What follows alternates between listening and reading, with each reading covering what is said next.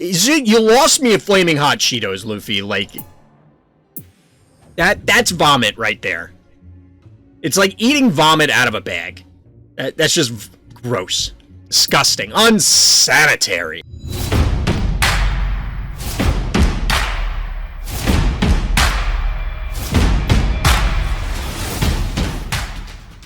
Welcome back, everybody. Welcome back.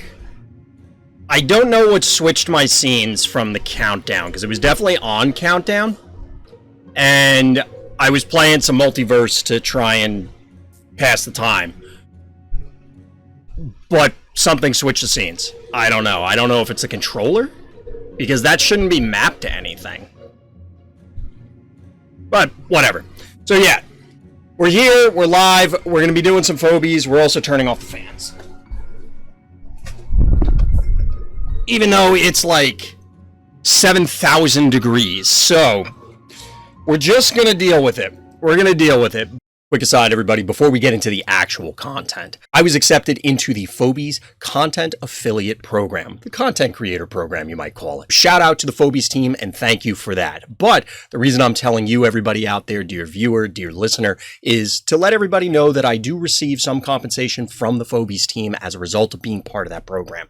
Now, I loved Phobies before, and I still love Phobies now, and I expect I will still continue to love Phobies in the future. So look forward to more Phobies content coming from Random's Thoughts. So now, on with the show. Anyway, chat, we do have a whole lot of game reviews. Everybody seems to have figured out the new submission format, which is awesome. It does make my life a lot easier doing it this way. So we're going to be going through that. We also want to, of course, get in some arena, but I do want to add a new segment on here that I will probably be splitting off. Probably be splitting off when I go to edit the videos. And I want to try and go through and do some more in-depth analysis, we'll say, of the higher ranked arena ladder folks. So, you know, we'll be going through some of these games, probably take a look at some Hyper-E games. Basically, I want to look at people that are in the top 10 that are on the lower stress end. Yeah, Claws changed their avatar. Yo, Hevo action here. Little Hevo action. But, alright, chat, we're going to start off with some arena. Start off with arena. I do want to, like I said, examine a bunch of games, so we'll see.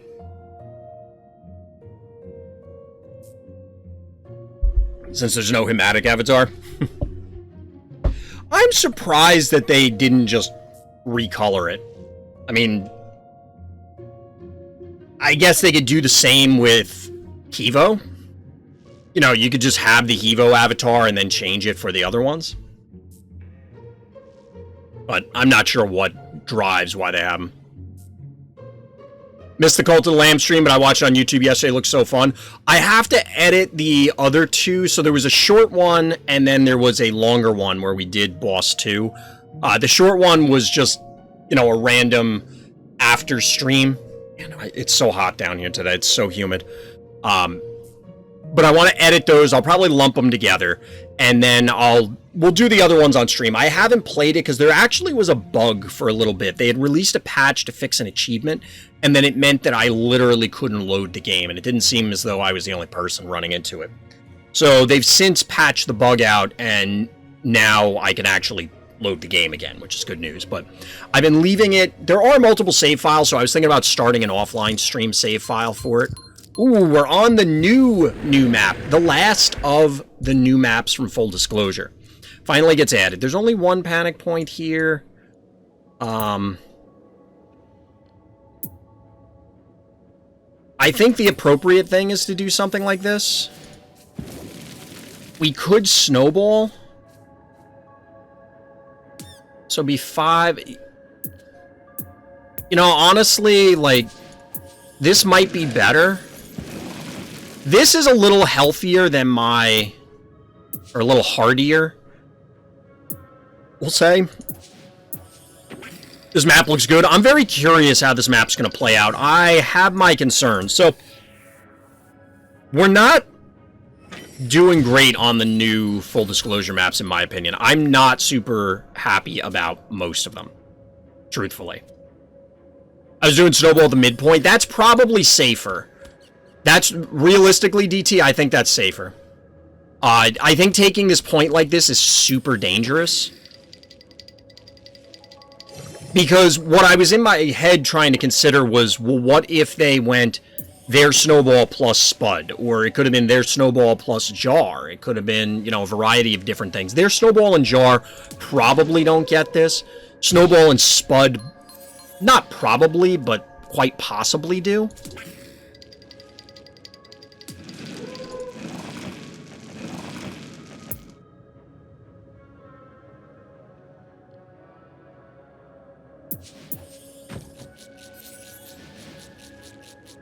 We'll bank to 6. I have a feeling we want Crushmore. It's an eh. How many games have you played on this, Hakune? I mean, this... I don't know. Like I was starting to say a minute ago, I don't know, because the full disclosure maps have been hit or miss for me. I haven't been super enthusiastic about some, and by that I mean I'm being... I'm giving them more credit than I'm willing to. Felt like my opening was good enough, but my mid to late game fell apart since I don't really know the map yet. Yeah, I mean, that's gonna happen. That's gonna happen.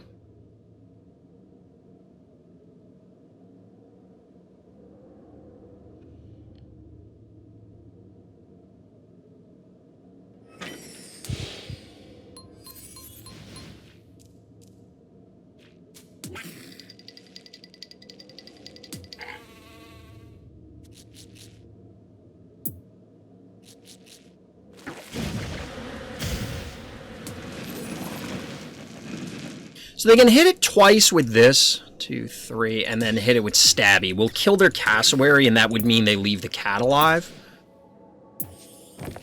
Which I think is acceptable. So we're going to block them out here if they allow us. This map feels like a combination of the Big House and Magnificent. Yeah, when I was looking at this offline, the first thing that went through my head was this is the Big House. Whether that's going to turn out to be the case, I guess we'll see, but...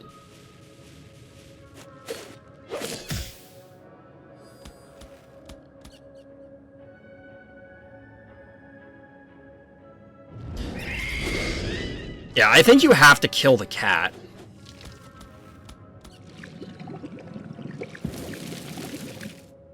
This is unfortunate. We're still going to block them out. I don't know if it's really all that valuable, but we're going to try it. The thing is, it may be good for them, because then they could put something like here and lob to protect this, and I can't necessarily get at it. Because I don't have any lobbers set up. I don't know. This could be bad.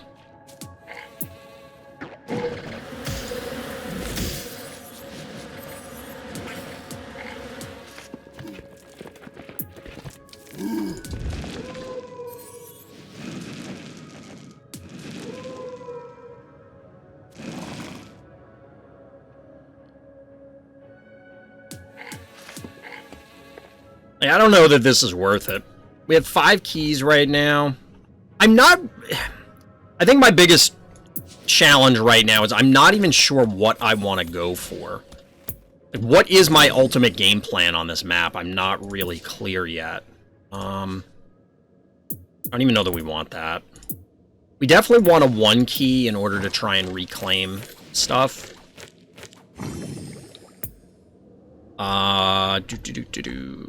I kind of feel as though we want a lobber. If we just bank here, that means we can get Hevo 3.0 online next turn. Which serves the idea of both being a big threat and a lobber, so... we'll see. We'll see. We're just absolutely winging it. Although I mentioned that I looked at this offline, I didn't really look at it in a whole lot of detail, you know what I mean? It was just kind of, oh yeah, there's a new map. Let me see what we need to do. Or initial... not even initial thoughts. I wouldn't even go that far. Alright, so they got Crushmore online. I'm not sure whether they want to go for this break or not.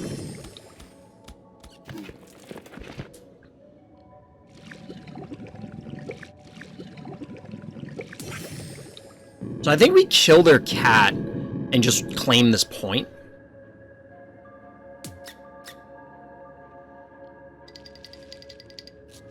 So, like, we go up here, Fireball, Jin Sting here, Bees. Reinforce with the Crushmore where the Jin Sting currently is.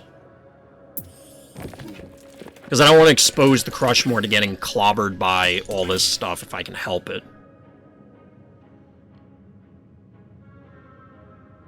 This map seems interesting. But like I said, I don't know how I feel about it yet. I don't really have an opinion yet.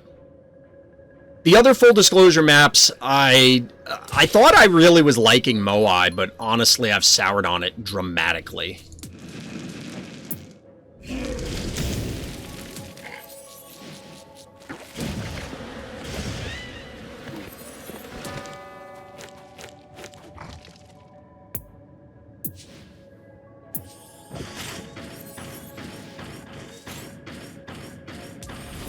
Yeah, I've soured on Moai dramatically because I'm just not a fan of the current...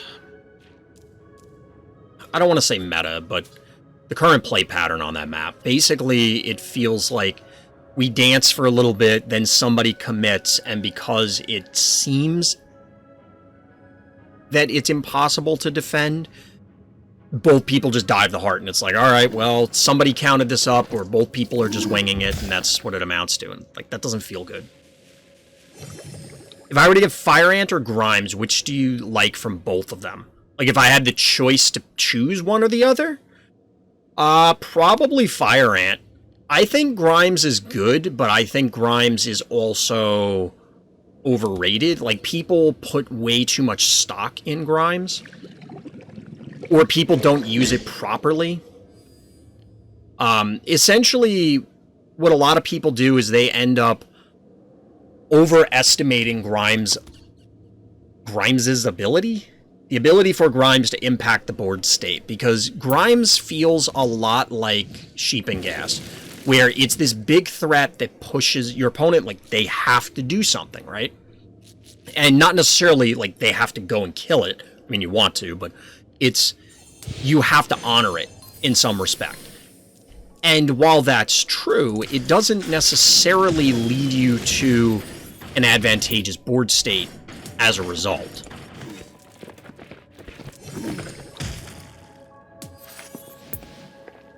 Basically, it boils down to people go overboard trying to address Grimes and then end up losing games as a result. So they could kill that, but they'd have to be, like, here and here.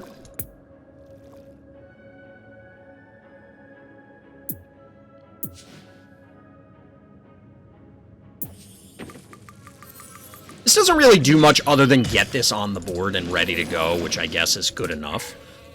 I don't know if this is a heart diving map, because now that I've seen Moai, I have to, like, always consider the idea that, hey, well, what if I just dove the heart? You know, that seems okay. I usually get a good amount of kills with Grimes and Liv. I mean, Grimes is a bully. Like, Grimes is a big bully, right? But the thing is that I don't know that Grimes gets you as much as Fire Ant does, potentially.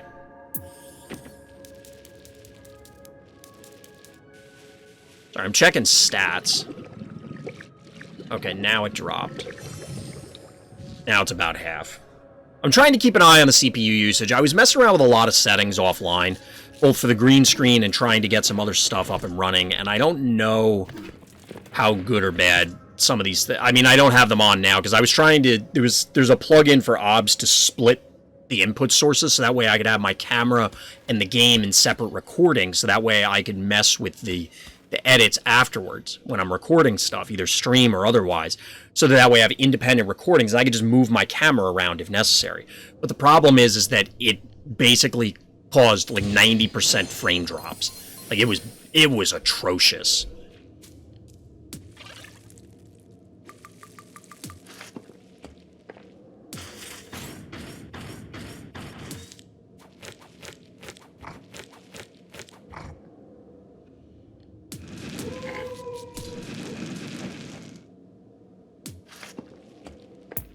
So what I think this may come down to is randomly breaking something with Crushmore. and then busting through for a dive. They can't do it yet, but it wouldn't matter if they did. I kind of want a spider, but I think the mobility on this is way too important, right? They have 9 keys, so I can't risk sending it here. It's too likely to die. It's way too easy for it to die.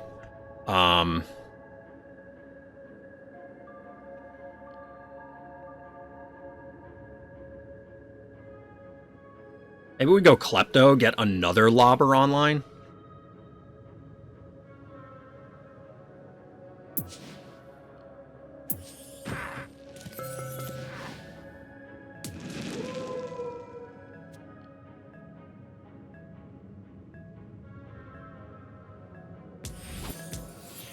This is max Phobies for us, which is a little dangerous.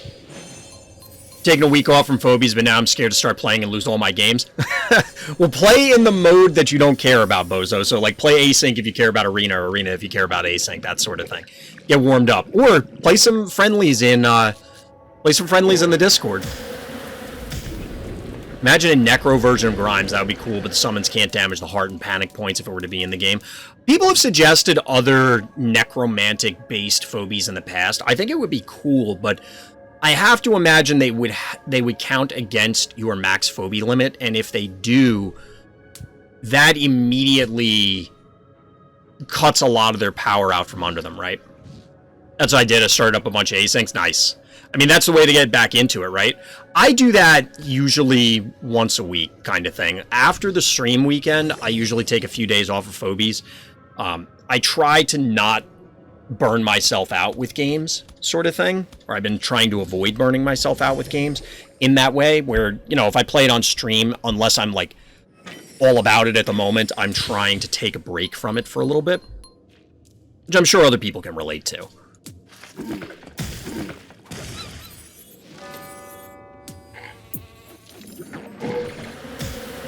Hold on. Can we kill any of these? Oh, that will leave a mark. This probably isn't worth it because we're going to get clobbered here. That's what I call crowd. Because this comes in, this hits twice, this hits twice. That can't be good. That has to be bad.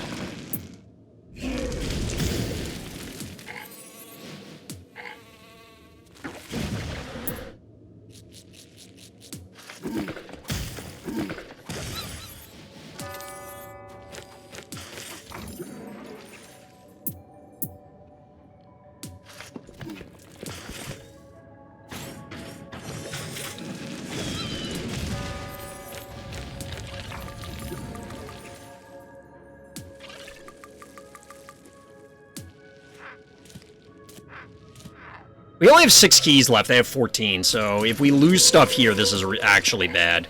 We're not in great shape, to be perfectly honest. I don't feel really optimistic about our position here. I think I've overextended, but, you know.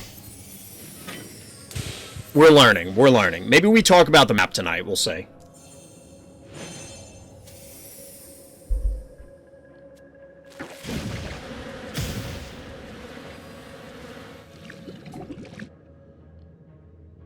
If you kill it with this, it's still going to pull it out of position. You have to hit it first with this, then with the Jin Sting. Yes.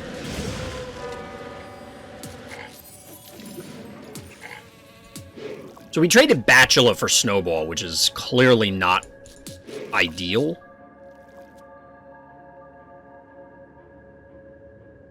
I'm more concerned about their 14 keys remaining, though. That's the big deal.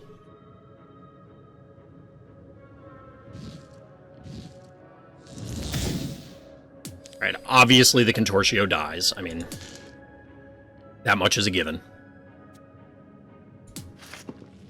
1,800, so we can do, let's say, 10 between these. I don't think it actually is. We'll say 1,000. 1,500. We could kill this. Probably lose something in return. Definitely, yeah, we're definitely going to lose something in return. So the big thing is, can we kill this Quagmire? Still down panic points, which is not good, because we're going to lose the bottom one shortly. and retort as sure as torture. Those that fear you make you stronger.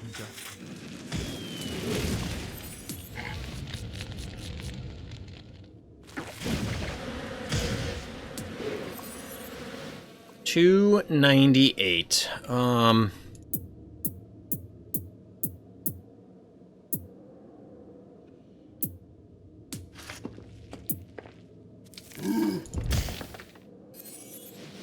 No, that doesn't matter. We're definitely doing this.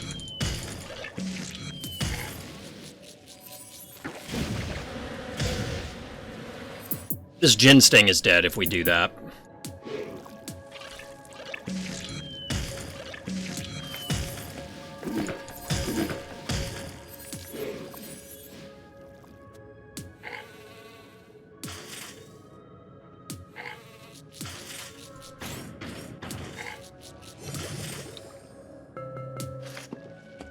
Possibly do need to break one of these, though.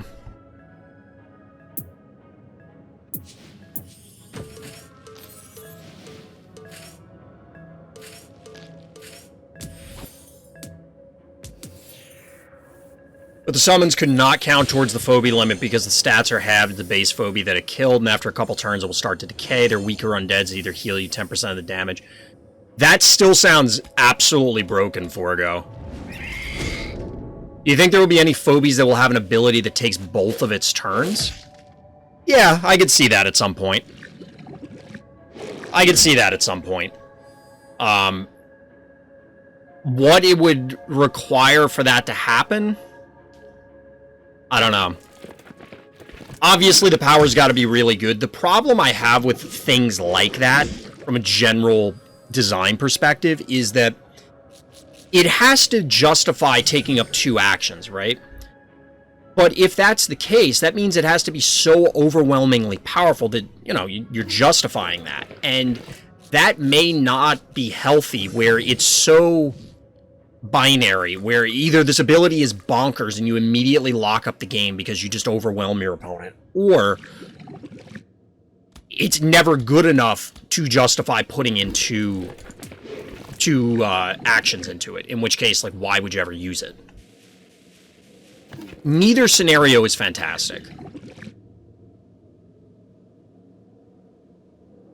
So I think ultimately, I was trying to beat up this Jin Sting, but it obviously didn't get us much. We're not even going to kill it now, because I want to do this. That is not what I need to do. I just need to do this. But this isn't going to get it, because it's going to heal. So we have to do something like this, which kills the Jin Sting, but I don't know if that's good enough.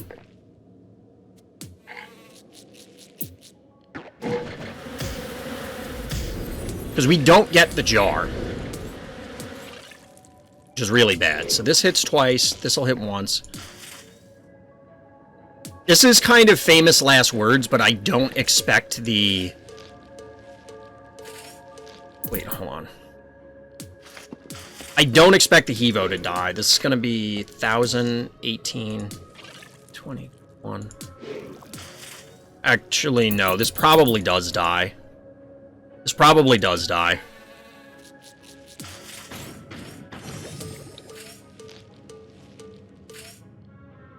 Probably does, which means that's no bueno for us for obvious reasons.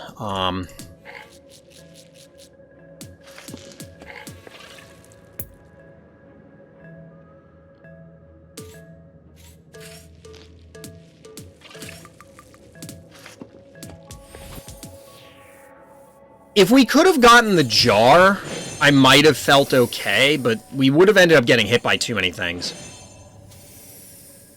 Will the Quag die from a Crushmorn jar after that? Like, after I went in? I mean, on the next turn, maybe?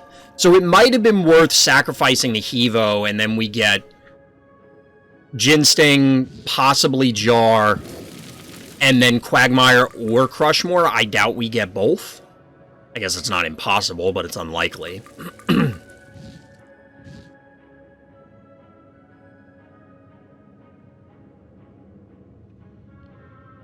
I have so many resources tied up in the Hevo that I'm kind of breaking my own rule of, you know, trying to not avoid...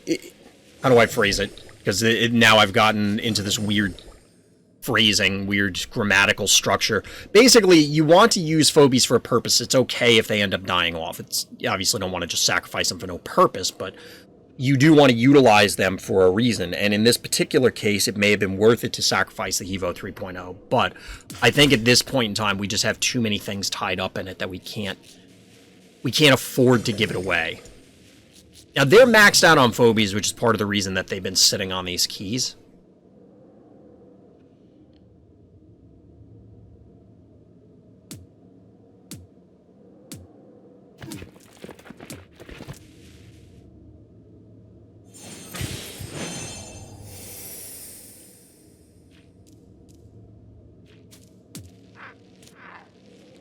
I don't know that this is what we want to do, but we're trying it first.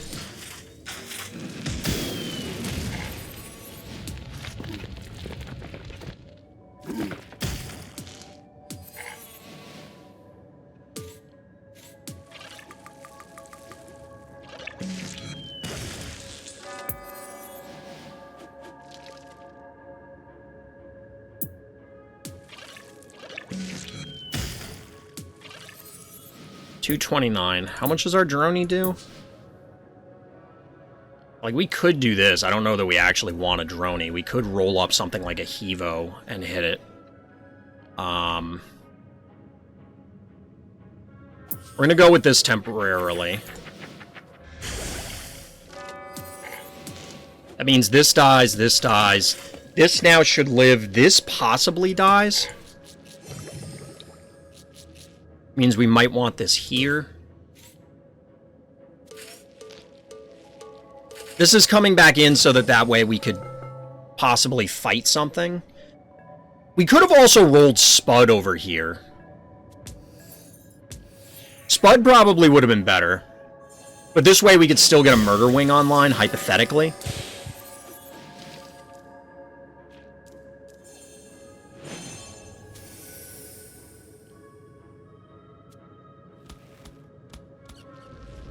That was a given. It hit it twice with this. It's just a matter of what kills it. Because it's going to die.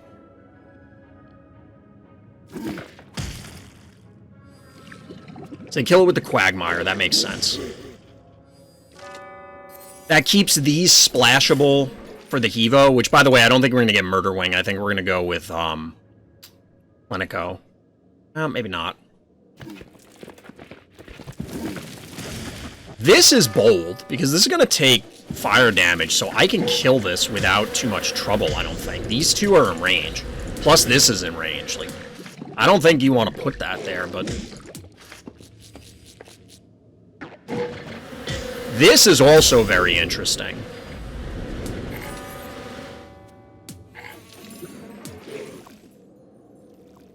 Because I'm going to hit the Cassowary... I can hit it twice, actually, with the Hevo. That's actually really good. That's very important.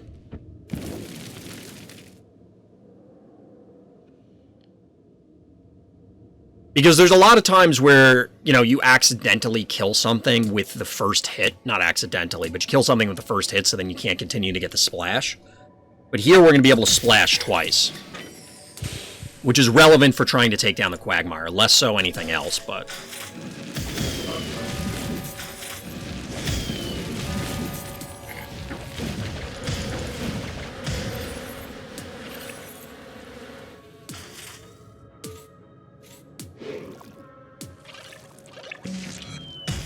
Yeah, Zero, I do. I don't know if it's going to stay, but we'll see.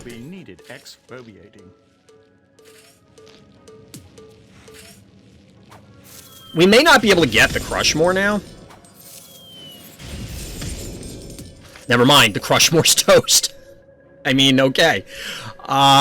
So now I think we do go Clinico, because then they just basically can't kill any of our stuff. We don't actually need the Clinico, but now they'll never kill the Hevo. Yeah, it's one of those cheapo ones. I actually have a couple different green screens because I had big ones that would, go over posts and hang over. But the problem is that the green screen itself was like 16 feet long, and the lighting back here is not great. So I'm just kind of messing around with this setup. We'll see how it does. The problem is I have to keep the backlight on, which makes it exceptionally hot. And you can see, like, right there, it doesn't always, like, do it properly.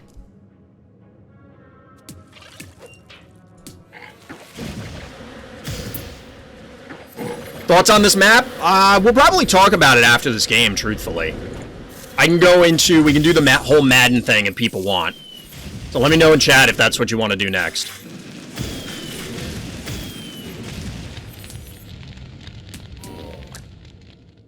We're not quite going to kill it.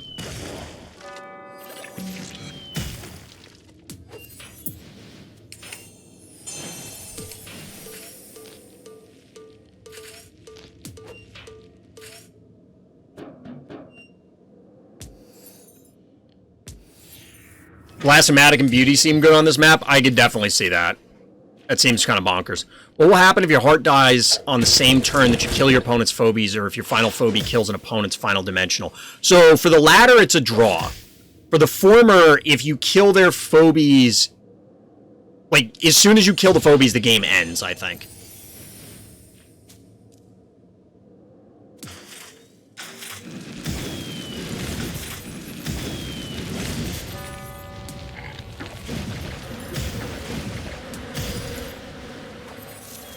So our opponent obviously was not phoning it in, that they were being honorable about it, not dragging the game out, because clearly past a certain point we had him. There were 2 turns there. GG. GG. Well played, opponent. There were 2 turns there that I think were the turning point that ultimately got us the W. So I think they just made 2 mistakes on the clustering. I don't know if they just kind of ran out of ideas because the Hevo was presenting so much of an issue. We didn't see a snowball out of them, so it's possible they were just way under from a stress level perspective compared to us. But it's a good start to the evening, chat. We actually get a win on the first one. It can, in fact, happen. Every once in a while. Wish I had an 8 or 9 key. I was missing an 8 for a long time, and then I finally got Barzilla. It does help a lot, especially on the big maps. It is very difficult to win with just strictly medium-sized things, because even on small maps, so I've talked about this before, I know we're jumping around, but we'll take a minute and talk about this, and maybe we'll do a map breakdown. Like I said, chat, let me know if you want to do that.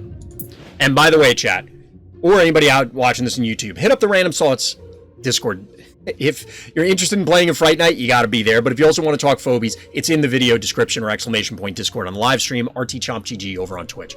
And as always, likes and subscribes do help. I got to get in the sales pitch now because I just need to say it. I have to remind people. I didn't actually mean to go into this. I wanted to hit this. So, on small maps, RCO is a good example. I'm in favor of map breakdown. All right, we'll do that next, DT. We'll have to go into YouTube mode for it, but that's okay. So, one of the things that I like, or a strategy that I've come to the conclusion about for smaller maps, is ultimately the turret game plan into Big Fatty. Big Chonker. Big Chungus. Insert other internet meme. Basically, the game plan is this. You either go double turret with stabby bow mangles, or in my case, because I don't have bow mangles, I usually go stabby into cassowary into unbearable, or something similar to that. Bottom line is, get 2 turrets online as quickly as possible. Then you just sit back and bank. So the idea is not unlike what Gilbo used to champion way back when with the stabby opener, was you start with the stabby, it locks down a set of points, you drag the game out, and then when your opponent has committed to 5 phobies on the board, again, we're talking small maps, you've committed to 5 phobies on the board, that means they can't recruit any further phobies until something dies.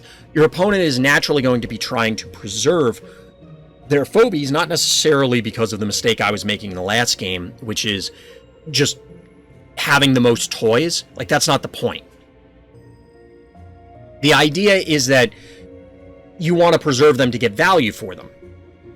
So, in this vein, if your opponent's hanging back or trying to jockey for board position, and then you just slam a Hevo 3.0 on the board, you slam a Smother Mother on the board, you slam a Chuck on the board, they're locked out, and then what you do is you then commit back into them, try and wipe out multiple of their Phobies in a single turn. Obviously, Hevo does a really good job of this.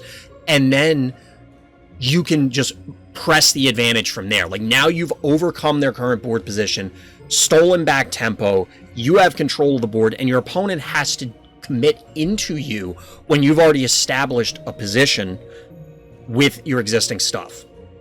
So, the reason that came up is because we were talking about big guys. Big guys don't just matter on the big maps, which, yes, they play in there. But the big guys can matter on these tiny maps. Maybe it won't matter on Floor's Lava, although admittedly I've had some games with it. And maybe we do a map breakdown of this, too. Alright, chat, we're back. I just realized this adds a different border because of the way I have everything set up. But anyway, so,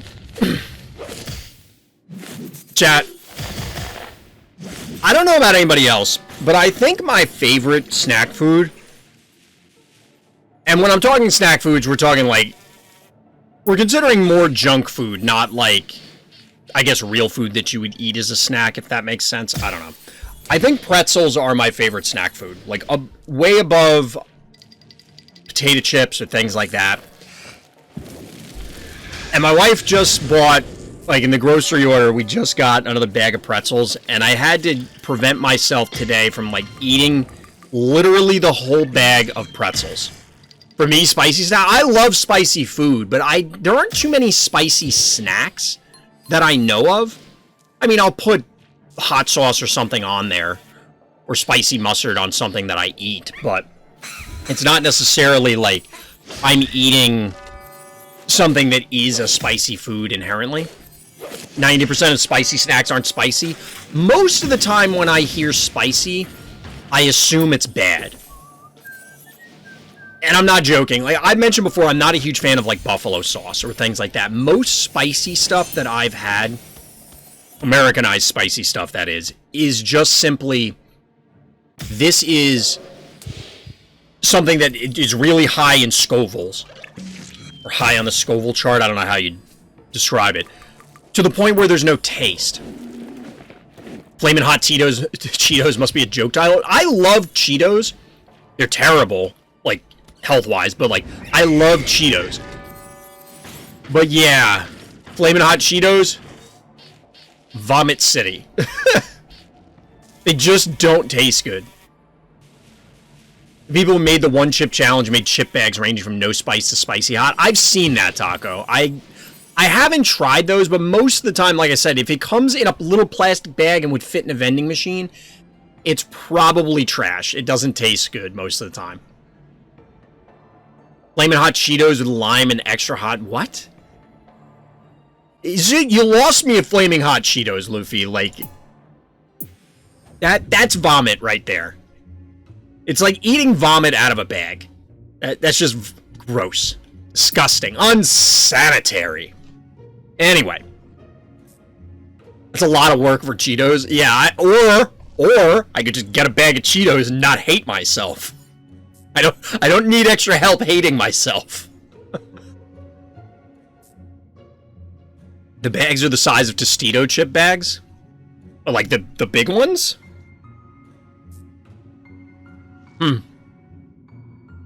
I don't know. I started this whole thing because I love pretzels. I love me some pretzels, and I have to resist, chat. I have to resist. Gotta stay strong. I don't do sweets. I do salty food. Yeah, pistachios. Pistachios. That's where it's at. That's where it's at. I'm with you there. They're expensive, though. I like almonds, too. I like almonds as well, but I like pistachios more. I used to really like walnuts as a kid, but they're just kind of a pain in the ass. It's like, yeah, you get a nutcracker and you crack them, but it's like, Half the time when I crack them, they, like, actually explode. And it's like, okay, I either mangled what's left of the walnut, Or like it's shot off somewhere. Chili roasted pistachios? DT, you're gonna have to post a picture of that in Discord because I have no idea what you're talking about. I have nut mix with dried fruit diced in it. Nice snack for work. That's actually a good idea. That sounds like a very good hiking snack too. There's this cheap bag of spicy almonds that taste so good. I've never heard of that. Have you guys tried the wasabi peas? I think it was. I don't know if they still make that because it feels like it wasn't a very popular snack. But for a while, it was like wasabi was on everything, and I do like wasabi. But Time to check what your opponent wasabi peas suck. Yeah, I'm not a fan of them. I was eating them because of the wasabi, but I hate peas. Like, I just hate peas. Yeah. Yeah, Lippy's got a STFU for a minute. Anyway, let's jump into some game reviews, chat. Some viewer-submitted game reviews. So first one up. First one up here is Cotter. I kind of feel like we did this one, did we?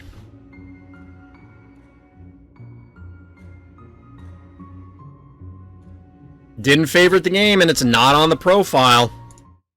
Womp wah.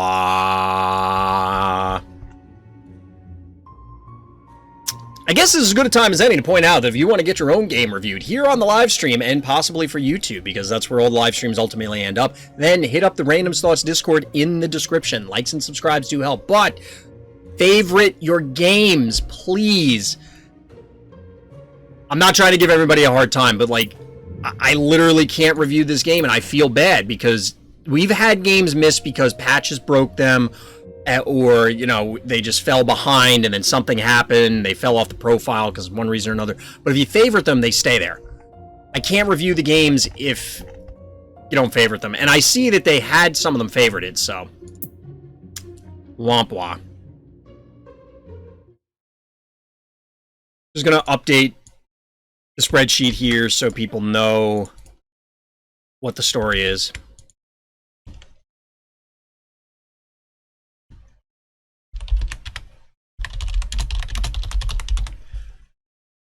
Womp wah.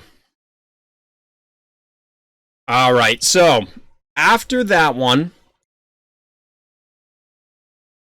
we get a little virus action again. Get a little virus action.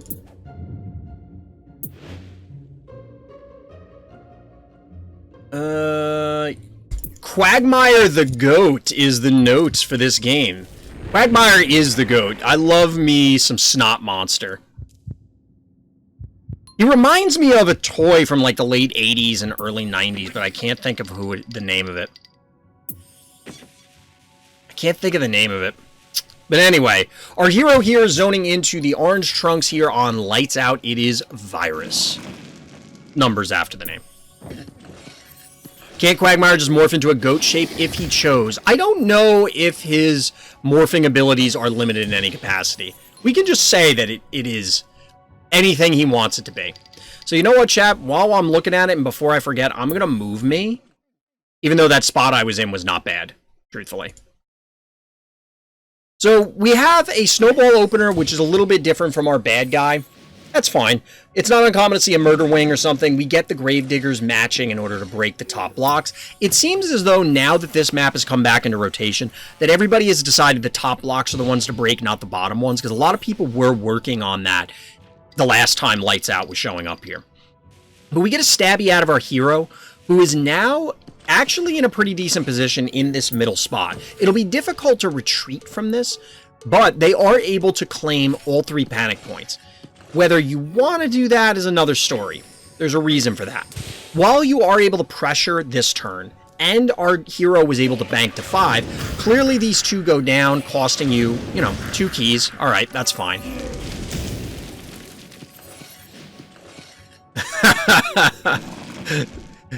Yep, exactly, chat.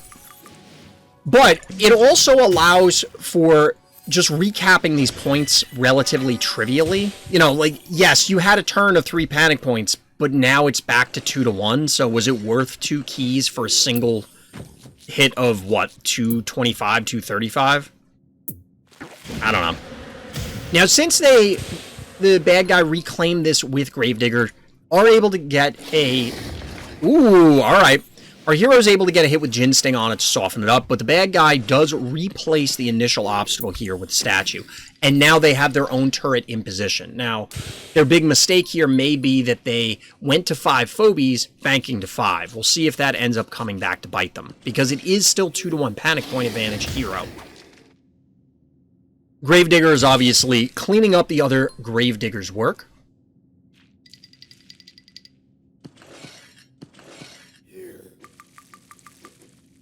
And we're just getting some repositioning. Finally, the panic points slide to the bad guy. Ooh, bad guy. But hero here is banked to 7.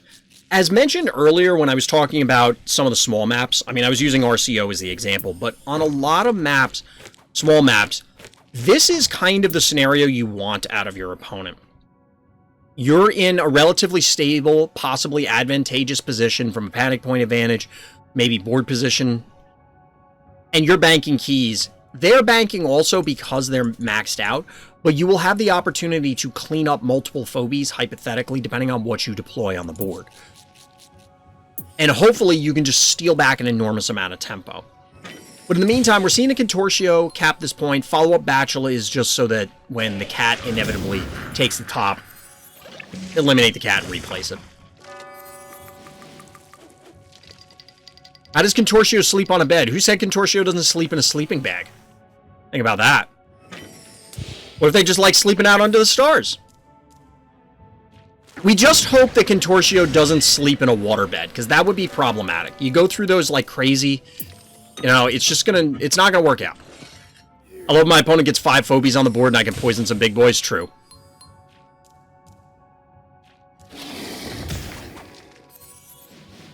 There are spikes all over Contortio, but that doesn't mean you can't lay out in the grass. So we're getting a bunch of 1-key trading here, hence why he would rip up the sleeping bag. What if he just laid on the sleeping bag? Hey, Mac attack. Well, hero here is trading. They're trading. 10 keys to 4 here. Alligator is the large phobia of choice. Obviously, Contortio sleeps in trees. Fair. And Hevo is chewing up 5 of the 10 keys. Now, clearly the Gator isn't dying, but given that the Snowball had to expend its Fireball, there isn't a whole lot of damage being represented by Bad Guy here, at least at the moment. They could invade, but that's going to demand a lot. This is more what I'd expect, because our hero's still going to have to commit in, to a degree.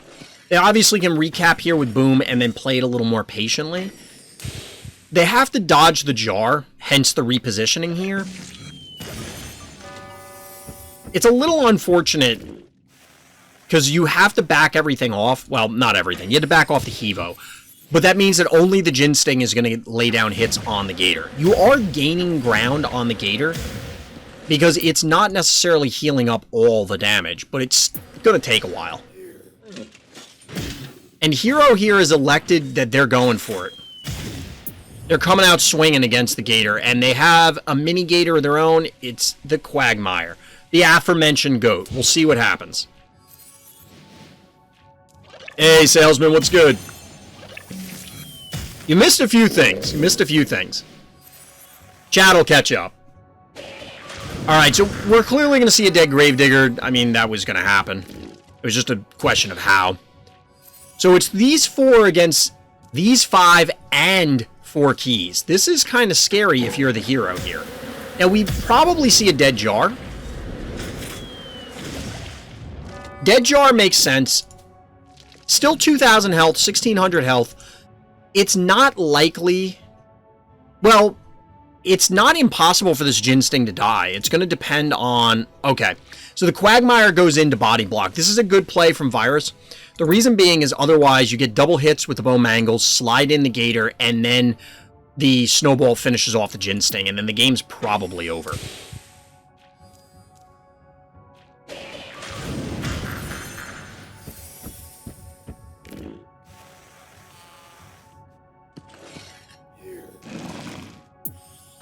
So we get a sheeping gas as the final phobie from the bad guy. I've mentioned on many occasions, not a big fan of sheep, but we have a panic point advantage hero, which in this case means that they can play this very safely. They do not have to do a whole lot. Now, this is interesting that they're going to allow the stabby to get hit. Now, it's a key positive trade ultimately, because you're trading 3 for 4, but you are down quantity of phobies. Key trading isn't necessarily what you're worried about here.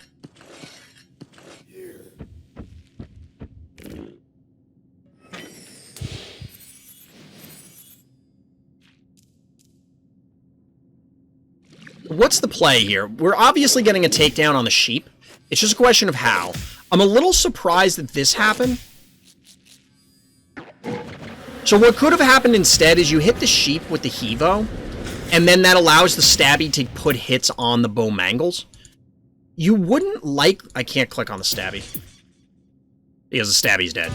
Hold on. I want to see how much damage. 454. So you would have only done 900 to this, which wouldn't have been enough. But those are hits that could have gone down on. Instead, Hero elects to trade out the stabby, or allow the stabby to die. I mean, it was going to die to the poison. And then get an extra hit on the Gravedigger, which makes sense. It makes sense. You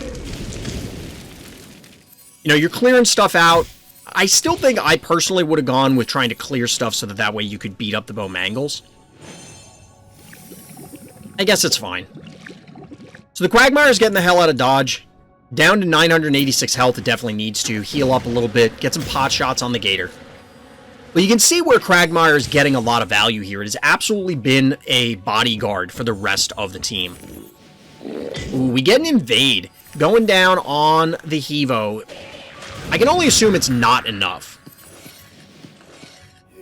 I was going to let it play out. I didn't want to pause it there for dramatic effect, but the Hevo does in fact live. We don't see the snowball go in.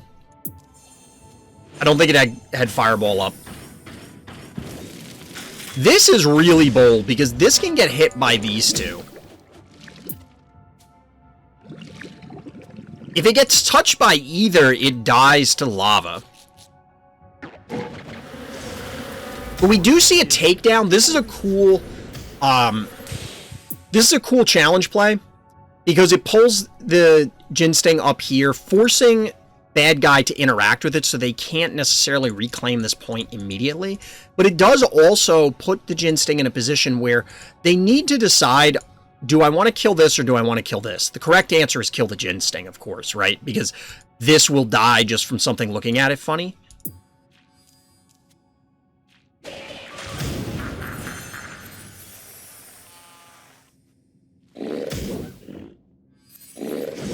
So dead Jin Sting, as predicted. Hevo does manage to weather the tide on the lava, but now you're looking at a basically dead Hevo versus a almost dead Bomangles, but certainly healthier, and a very healthy Alligator against Quagmire that's down. This is not looking great, even though our hero does have a panic point advantage. But they do make it the correct play here, cap the panic points, and I think going for the heart is probably the best option at this stage. We're looking at 2,300 health to 29. Bad guy has to... They needed to defend, like, last turn in order to do this. Because even though this Gator is at a lot of health, they probably can't kill it. Probably can't stand and fight it. But you can charge in after the heart, and I don't know that this is enough damage on its own.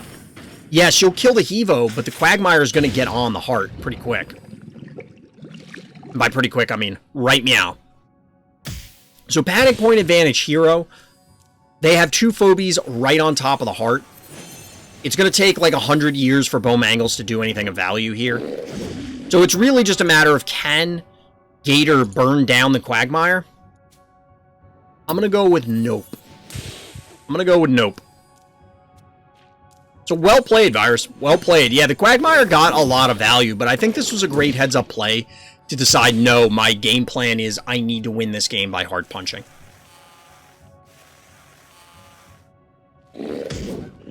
Bomangles went to the panic point. I don't know that Bow Mangle, because it would have gone, it was here and it went 1, 2, 3, and then gets like 1 hit. The damage on the Quagmire would not have mattered. It would have got a shot off, but it wouldn't have killed it because we had like 1700 health left. There was just, honestly, there was no way. Like, once our hero identified it's time to go to the heart, the game was over. Because there was no way for bad guy to collapse in time to defend with the phobies they had. So GG, well played. Well played. Wonder how mad that guy is after losing that? I'm not sure. Because that feels like a legitimate win. I don't know that that was stolen away. You know what I mean?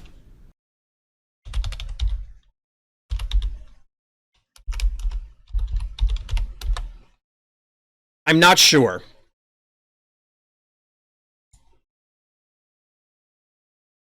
All right, we got somebody else new to the whole review game. Kutta sounds like a Warhammer 40k orc. Did that come to mind? I don't know if anybody out there is a Warhammer fan. I'm not really a big Warhammer person, but this reminds me of like a Warhammer 40k orc class or soldier or whatever. But anyway, we're going to jump in here. Crushing win. No notes on this game. No notes on this game. So we're zoning into Pluto, what has become maligned community-wise. I think this is one of the better full disclosure maps. Take that as you will. I like his opponent's name matches their profile pic. Yeah. Clinico and the Doctor. Fair. So we get a kind of an interesting start from both players. Cat and Eternal Night, and then an Innocuous here. Now, the Innocuous is interesting. I wonder if that is just a standard thing this player does on this map, or is it something that they did because of the opener from our hero here, who's in the blue trunks. Literally the worst map? I don't agree with that at all, DT. So we get a 3-to-1 panic point advantage, as you saw as we were loading into the game. Very low stress levels, so there's going to be some interesting concessions made to collection, we'll say. But we get an early erratic here.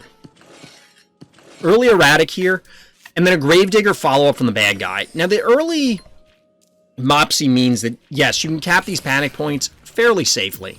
Fairly safely. But we get an Answer Cottontail, which is probably not going to live. This seems like a mistake.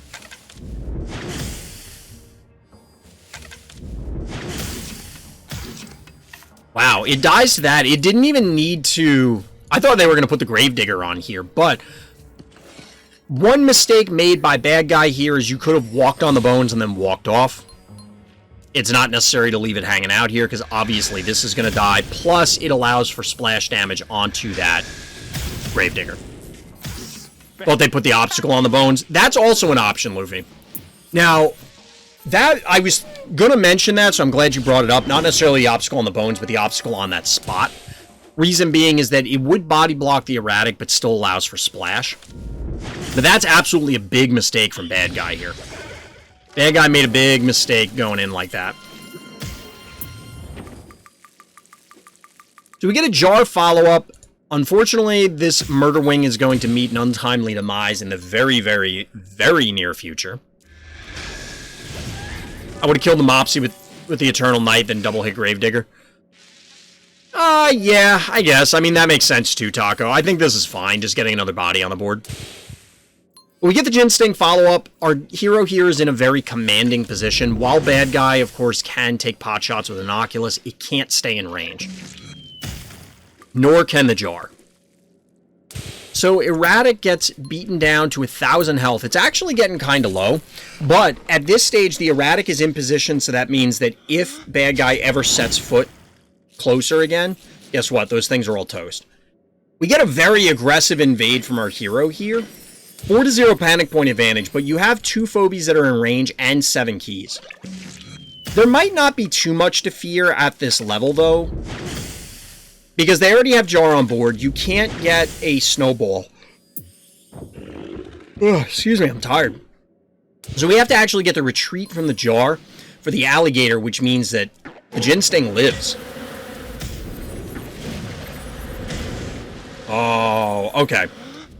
Spud Invade spells the demise of the Innocuous, and now we have a 4-0 panic point advantage with an erratic on the stem.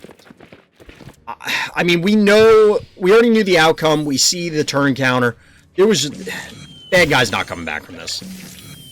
Once you're in this position, like, I don't know. Yeah, I mean, that's not untrue, Luffy.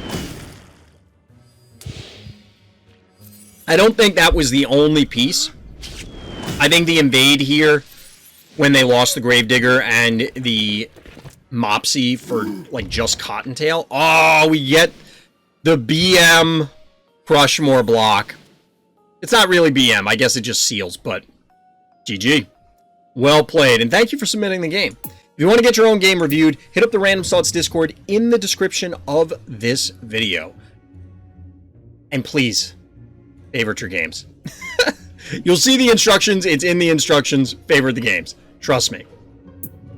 Their invade was sus, but to completely abandon the strat itself, I think, solidified it. Yeah, it's a combination of the two. It's a combination of the two.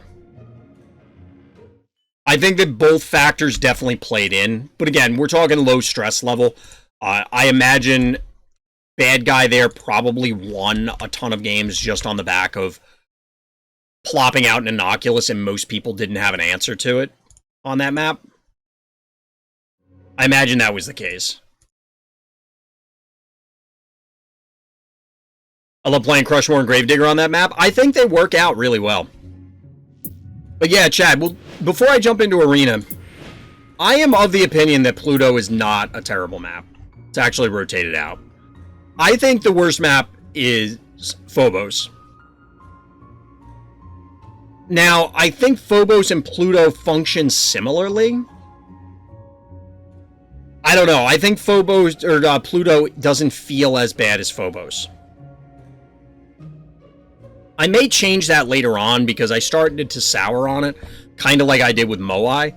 Honestly, we were mentioning this earlier.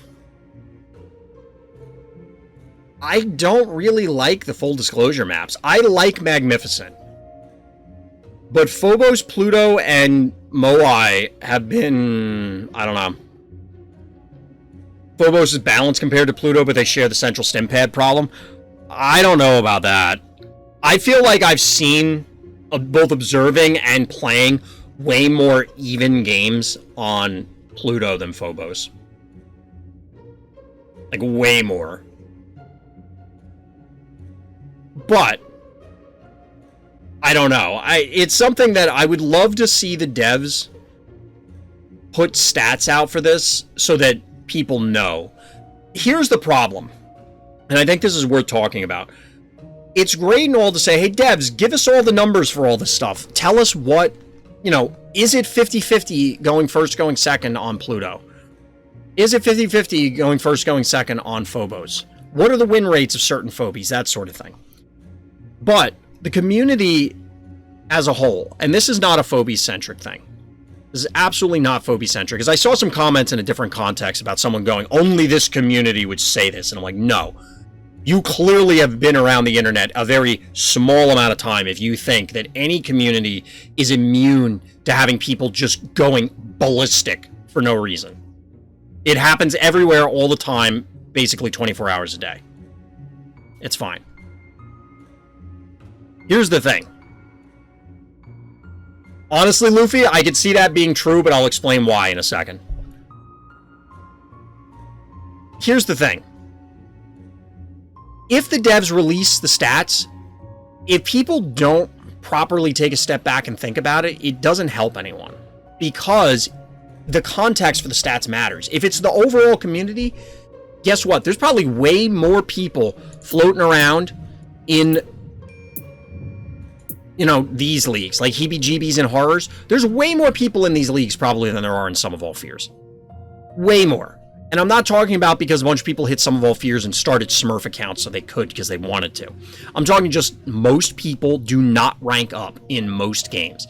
Maybe Phobies is a unicorn in this case, but odds are that's not true. That that more people are in the high ranks than the low ranks. Odds are there are more people in the low ranks because that's where you start out, and most people are just not good at games. If that is the case, they will probably, by sheer weight of numbers, level things out. So we need to know the stats by league. We need to know the stats only looking at certain subsets of the population.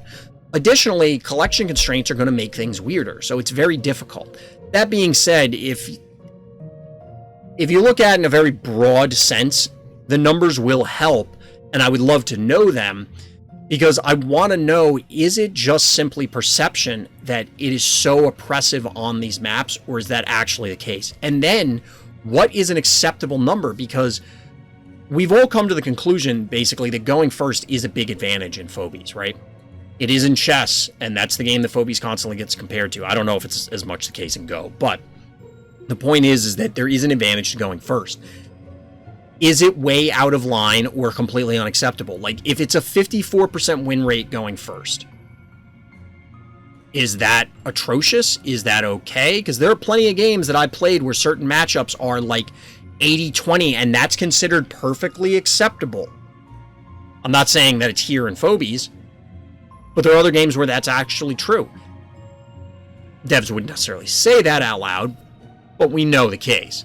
So it's interesting, and we'll have to see. I doubt they'll release those stats. I'd love for them to, but I doubt they will. So the reason I was saying that Stabby could have a bad win rate is if you assume that there's a Stabby showing up in virtually every game at the high level, that means that it's going to be roughly 50-50, right? Then you see other players see that or get beat by it and go, I have a Stabby, I'm going to try it. But they don't know what they're doing, and then they just hemorrhage a bunch of games. And if there are more of those games than there are of the high-level games, there you go. It's unlikely that Stabby has a poor win rate, but it's not impossible. My favorite stats are in Hearthstone. There's a when there's a win rate when played, not in it being a dex. Your finisher cards had like a 90% win rate, and people will call them OP. Yeah. I mean, it is possible for that to be true, but people don't understand. And I don't expect them to, because it's not, for most people, the game it's just a game. It's not a lifestyle. You know what I mean? League of Legends is the best I've ever seen for a mind-boggling amount of statistics across ranks and matchups. And that's the thing, is you can have something be oppressive at low ranks and be awful at high ranks, and vice versa, because it requires a certain skill set. It's easier to see in other genres, I think. Like there are high skill ceiling, high skill floor things. There are low skill ceiling, high skill floor things. So it's easy for a bad player, but then you can't really advance at the high levels. But if it's high skill ceiling, high skill floor, it's terrible for a new player. But in the hands of an expert, you just crush everybody and everything in between. Doomsday 1 and Doomsday 2, nice. Check out Master Yi win rates as jungler in League, and Bronze is always insane, but high ranks it's abysmal. That's exactly it, because people just lack the skills to adapt. And to a degree, that's fine. In an ideal world, everything would be viable at all skill levels. But we've talked about it before in other contexts, it is just not possible in current real life to expect a game to do that. For the most part. It's just not possible. Because they need to make money. They need to make more stuff, and they can't spend all their time balancing old stuff. If they do, most people will drop off. And we've talked about that before, again, in other contexts. And these are all conversations that I could do separate videos on, because I've ranted and raved about it for a long time. But basically, most people, whether they admit it or not, want new stuff. They want new stuff. They want new Phobies, to put it in Phobies context. They'll say they want tournament mode. They'll say they want these other things. But realistically, for most people, it's chasing the carrot. And you can extrapolate this from card games. That's what keeps them going in this sort of game. That constantly the treadmill of, if I just play a little bit more, I'll be ranked up, and then I can get this. I'm just a few cards away from leveling up that, and then I can do this. And then this means that I can almost get that.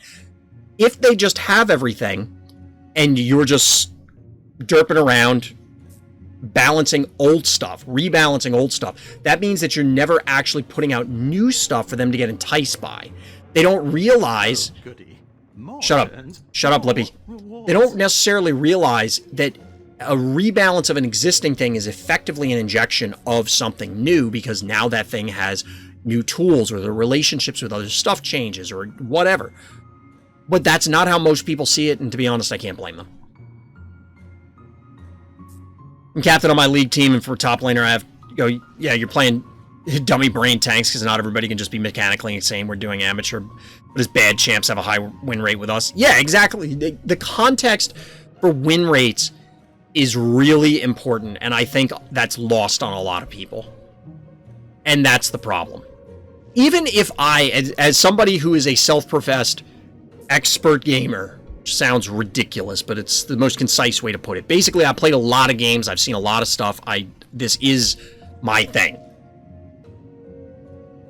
It is easy to misinterpret or misunderstand the stats if you aren't provided the appropriate context. So I'd love to have these numbers. I'd love to talk about them. I don't think the devs will ever do that.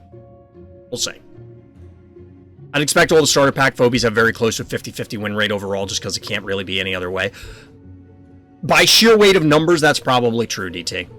Probably true.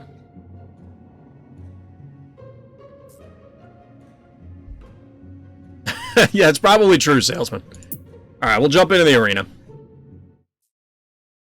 While I'm thinking of it, let me do this.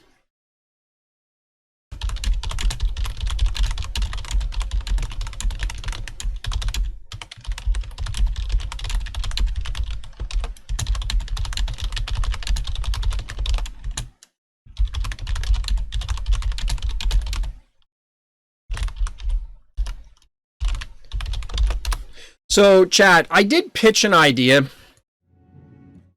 to the Phobies team. In addition to Fright Night, which, by the way, if you want to play in Fright Night, hit up the Random Slots Discord, ! Discord, or ! Fright Night. It'll tell you the same thing. Go to the Discord. Sign up. Limited number of slots. But I did pitch the idea of running a Phobies League. Effectively, it would be a parallel ladder, is the way I have it pictured in my head, but it would require everything to be at level 1.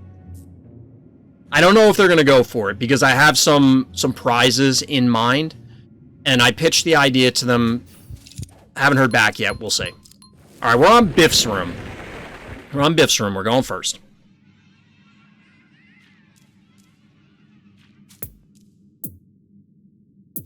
We'll start off with the good old Stabby. Speaking of Stabby,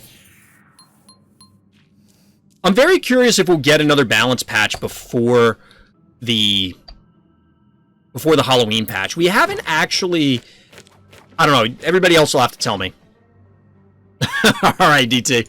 Oh, it's you. I didn't realize. So, we're getting the Halloween patch, right? I'm very curious to see, will we get another balance pass or not? It's a really nice profile picture. DT is the only person with Leshy that I've seen. Literally the only person with Leshy. It's pretty cool. I mean, I wasn't specifically talking about a Tractor, Luffy, although that's on my list.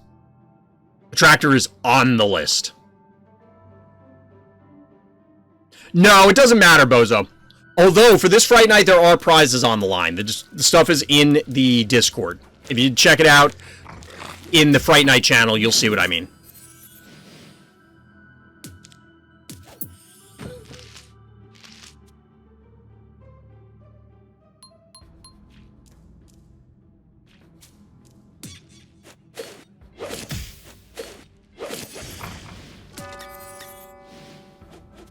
So this is 286, 686, 7...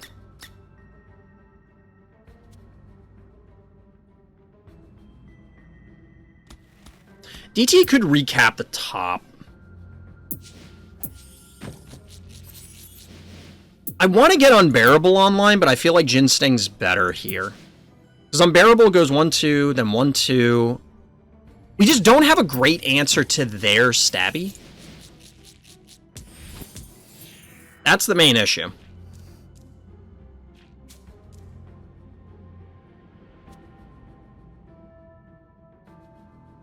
Yeah, it is a competitive event, Salesman, but it is intended to be more casual competitive. Like, if you look at the rules document, rule number 1 is don't be a scumbag.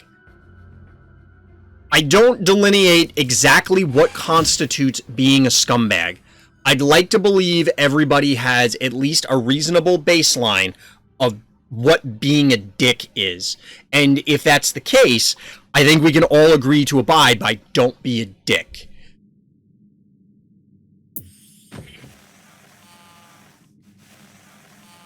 But yeah, check out the rules. It's in the Discord.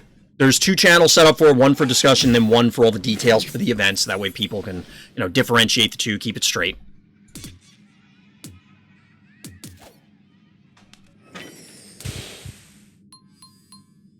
So we got a lot of turret action coming down from DT here.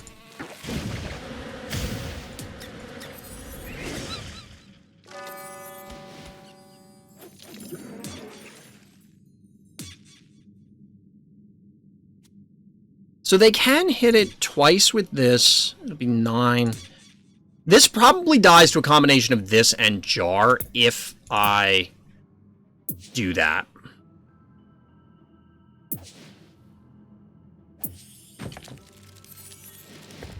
So I'm going Boomer to try and pull this in so that way DT has their Stabby or Bow Mangles pulled out of position. Given the double turrets up here, it's going to be a little difficult to reorganize everything. We do have to be careful of the cassowary not to just lose it.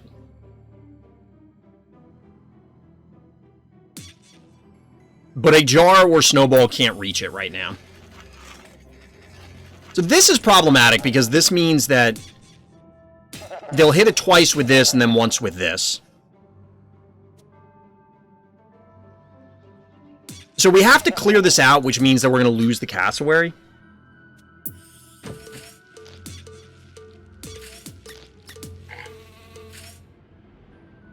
$10, $14.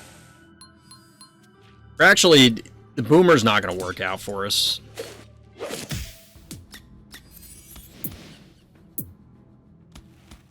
There's obviously no way that this lives.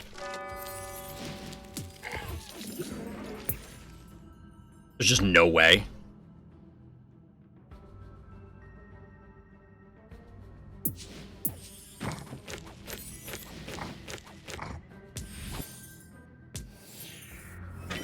This could be really bad this turn. We don't really have a lot of follow-up. Just from things coming in, kind of thing. So, like, the Bow Mangles moves in, the Stabby moves in, etc. It just might not be enough to really do what we need. So, like, obviously this happens. The Cowbell finishes it off. The good news is that we've been banking and DT has not, but I don't know if that's going to be enough to make the difference here.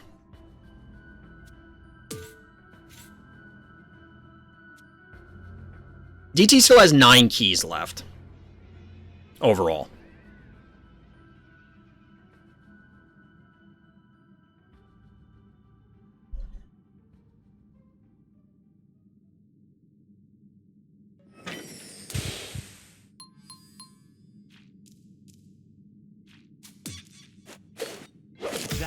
We do the obvious.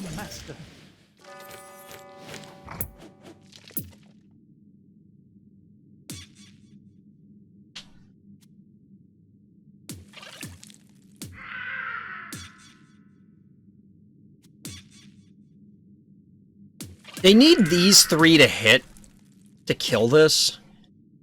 It's not impossible for the Stabby to die right now. It's exceptionally unlikely, but it's not impossible.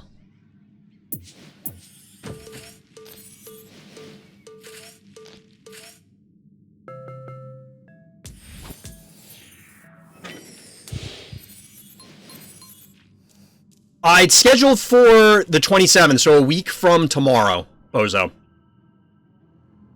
Yep, exactly, Akune. I mean, it's what works. I don't want to say small maps are solved, but right now with the current Phobie pool, it feels very difficult to beat this.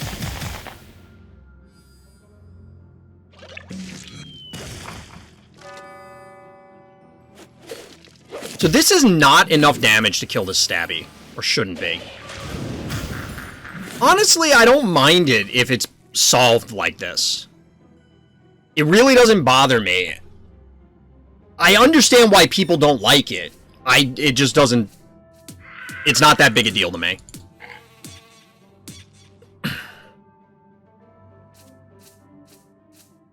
So we've hemorrhaged a lot of board position at this stage. To the point where I don't know if this was worth it.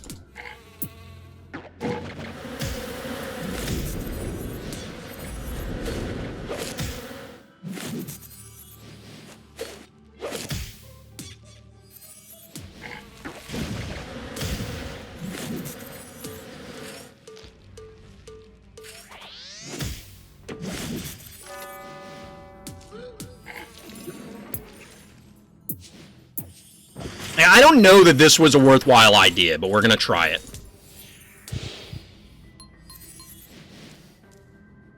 So the stabby's low enough that it obviously dies. It's just a matter, again, of how does it die. We might lose the Jin Sting. It's like pop this with Jar, because you only need to hit it once. This moves up, this moves in, kill it. We'll see. Hey, Ando, what's good? And this is where stuff like the,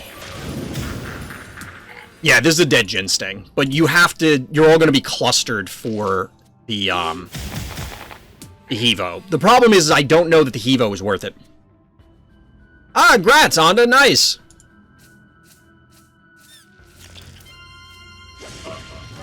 So, like, we traded Stabby and Jin Sting for these. Ultimately. Well, we both lost Stabbies, so Jin Sting and Cowbell for these. I guess that's worth it? I don't know.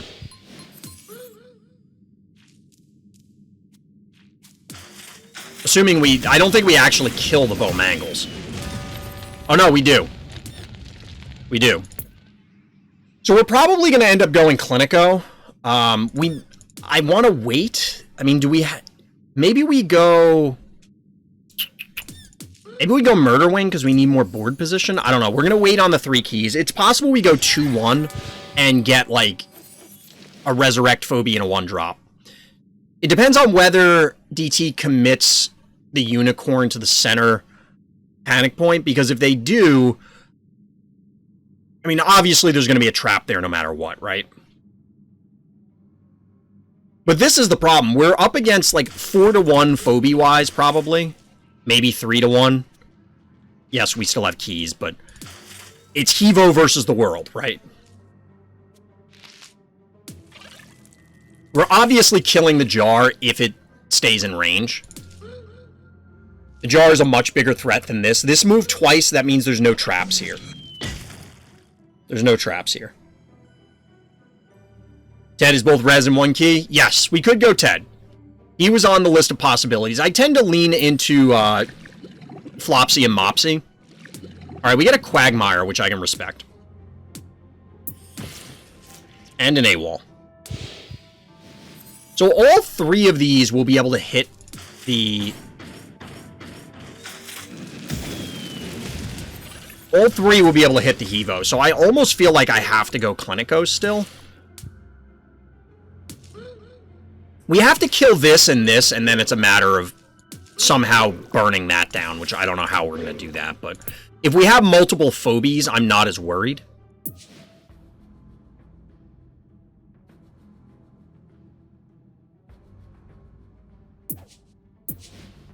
We could go, like, Muffin. How much is this? This is... Wow, that's 600 damage. Holy crap. 6. Map. 1,000. 14. We're gonna go Clinico. I don't know that I like this idea, but we're gonna try it.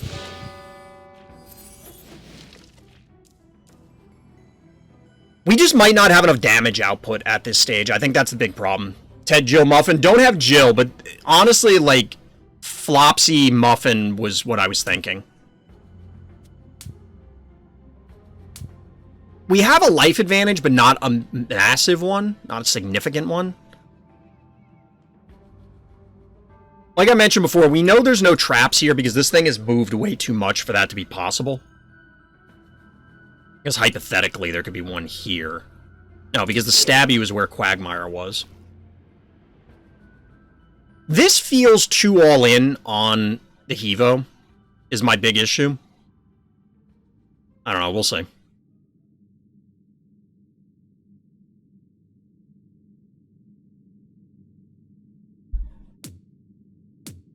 What happened, DT? Oh, did you DC again? I'll take that as a yes.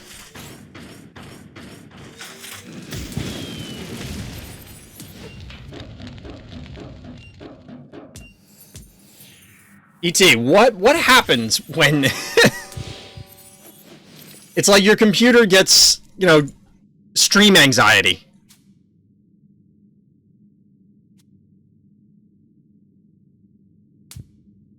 Yeah, it is a feels bad man moment.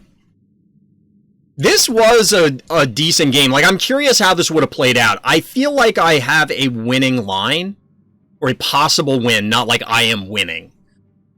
But it's not out of the realm of possibility. My entire game plan was going to revolve around hunting down the unicorn, so it would have been a matter of dodging traps.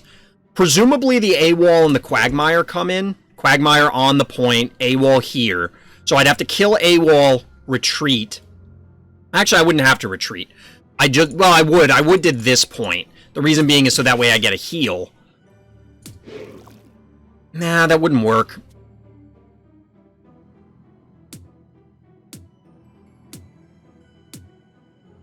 I don't know. DT might have had this one.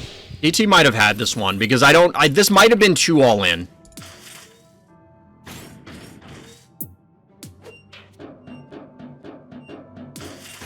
The game's gonna end in a second, so... Oh, wow, it still has him connected? I thought it would have kicked him out by now.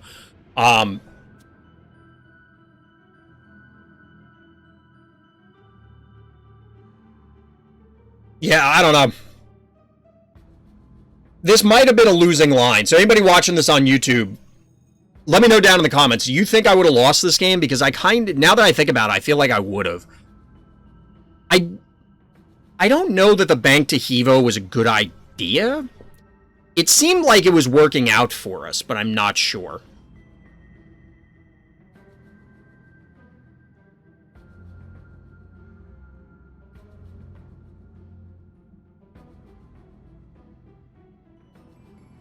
DT had it in the bag? I mean, it's possible. It's possible.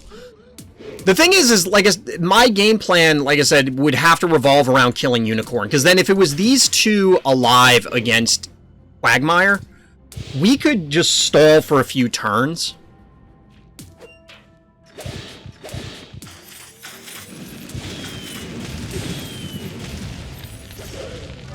GG, I guess. I mean, not really, because DT DC'd. Just do the math of what? Which particular thing, Hakune?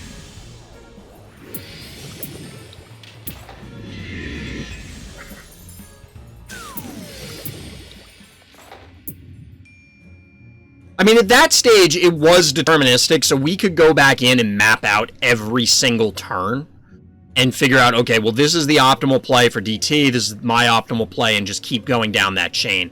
As compared to the start of a game where it's just way more open-ended. If you'd win or not, oh, if I just went heart, you mean? That did cross my mind, truthfully, like just diving heart once I killed the AWOL. But the problem is, I think that... I mean, we can look at it. Might as well look at it. I was ahead in life. DT would have to recap panic points.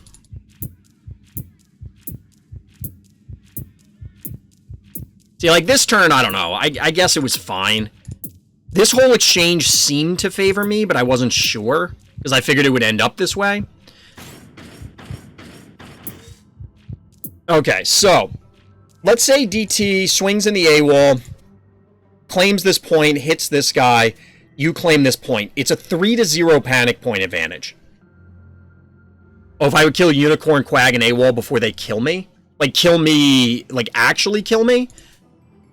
I don't think there's any way that I would let the Hevo die. It would just be a matter of the positioning on the Unicorn, which would be difficult to predict.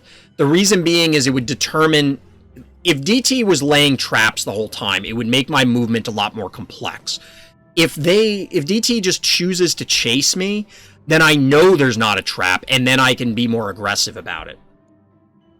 The thing is that it is a almost 500 damage Quagmire, and we would have taken... So sort of been, say, 1100, 1500. We have to kill the AWOL because the AWOL represents more damage. Actually, it wouldn't. But we can't kill this because the Unicorn would be here. Yeah, I think DT wins this because given the positioning I have, if you put Quagmire on the center point, AWOL here, and then swing the Unicorn down, all three can hit, only the AWOL can die. I can't heal the Hevo in this position or I just lose the Clinico.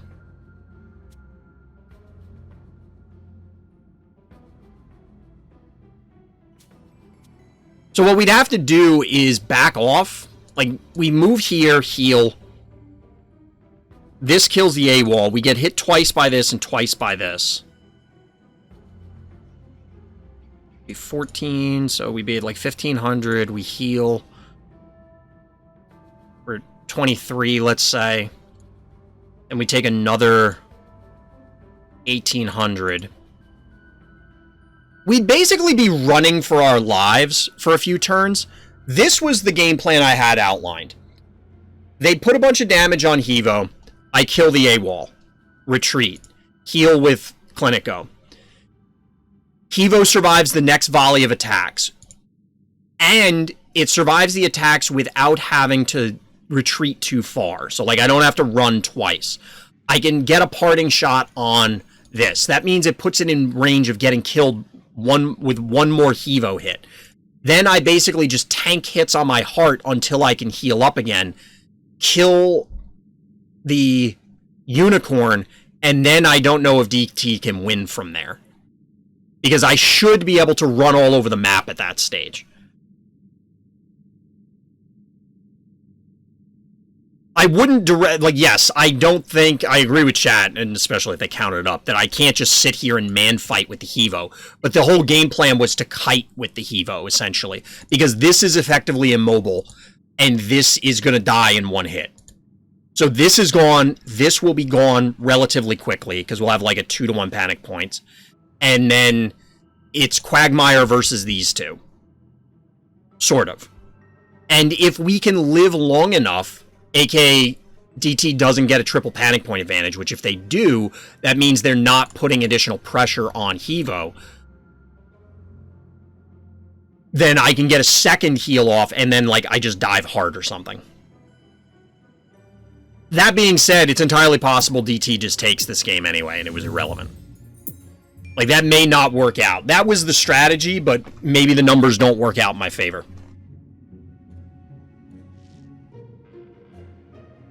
But anyway, let's jump into another game review.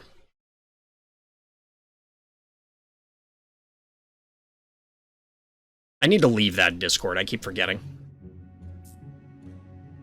Did DT spawn something higher than 3 cost? Must be hacked. True. So if anybody's curious what we've been talking about Fright Night. By the time this goes up on YouTube, you'll probably be seeing the videos from Fright Night number 3. But look for more Fright Night action. The devs have gotten involved, so we're actually getting prizes, which is super sweet. Going to be a number of packs and some secret stuff, although it won't be a secret by the time this goes live. But no spoilers, Jack, because we're doing this on the live stream. RTChompTG over on Twitch, by the way. Get that in there. All right, so Alien Engineer. All right. Gamer, always good for some good games. We're back on Lights Out. Our hero zoning in the blue trunks. Alien Engineer with double turret and Poison Army. Let's see what we can do. Yeah, the time zones are going to be tough. I am going to work on that for future events, Sakune. I am going to work on... Hold on, I want to give this game its due. Time zone, I absolutely understand. I want to try and do some async stuff as well. It's all going to depend on how well this goes and what the devs are willing to do. I don't know if they're going to be willing for me to run like 12 tournaments a month. I don't even know if I can do that. And by that, when I say run 12 tournaments, obviously not literally 12, but have concurrently running ones where I run a weekend or two a month, probably only one. I do a live arena one, but then maybe I run an async one while it's going on. And then I also have that league idea that I was mentioning earlier. These are all different things that are in the works. We'll see how it goes. Yeah, I know other people are running tournaments. I'm hoping this goes well and inspires people. I would love to, if anybody played Magic back in the day and remembers Your Move Games and Neutral Ground, how they used to have a pseudo championship where they would run events at their store. And then whoever won those events would be on the team to represent the store against the other store.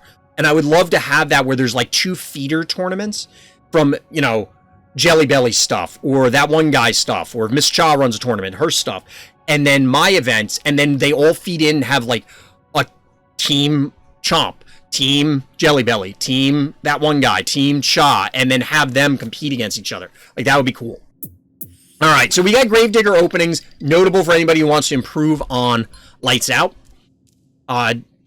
But we get a cat follow-up from Alien Engineer, does not choose to bank the key. Obviously, initial panic points go to Gamer, and Stabby, big shock, making a big appointment. Let's make it a chess classic tournament, 1 async per day, and then you have to play it for like 6, 7, 8 hours. I want to run more async stuff, but async introduces, as you'd imagine, a lot of challenges. I don't know if you were there, Hakune, for the previous Fright Nights, which were obviously async. All right, so we get matching Stabbies. An advancing Stabby here from Gamer, which is interesting, and a follow-up Unicorn. Something that I've come to respect on this map. I've come to respect it on this map for a variety of reasons. But the traps are the main one. The beginning of the Poison Army is materializing here with the Creep. Whoop. This is a level 10 Creep, so it has a sizable amount of poison. Remember, there's no healing spa on this map natively. So clearly the cat's going to eat it. Big shock. The other advantage here is that the Unicorn's able to get into position to drop a trap. We're going to get a break on the block. All of this is positional advantage for Gamer. A lot of things that you want to set up. Now, obviously, Alien Engineer is going to be able to do stuff similar in short order, and we, of course, get the Cowbell follow-up and the bank, notably, to 6 keys.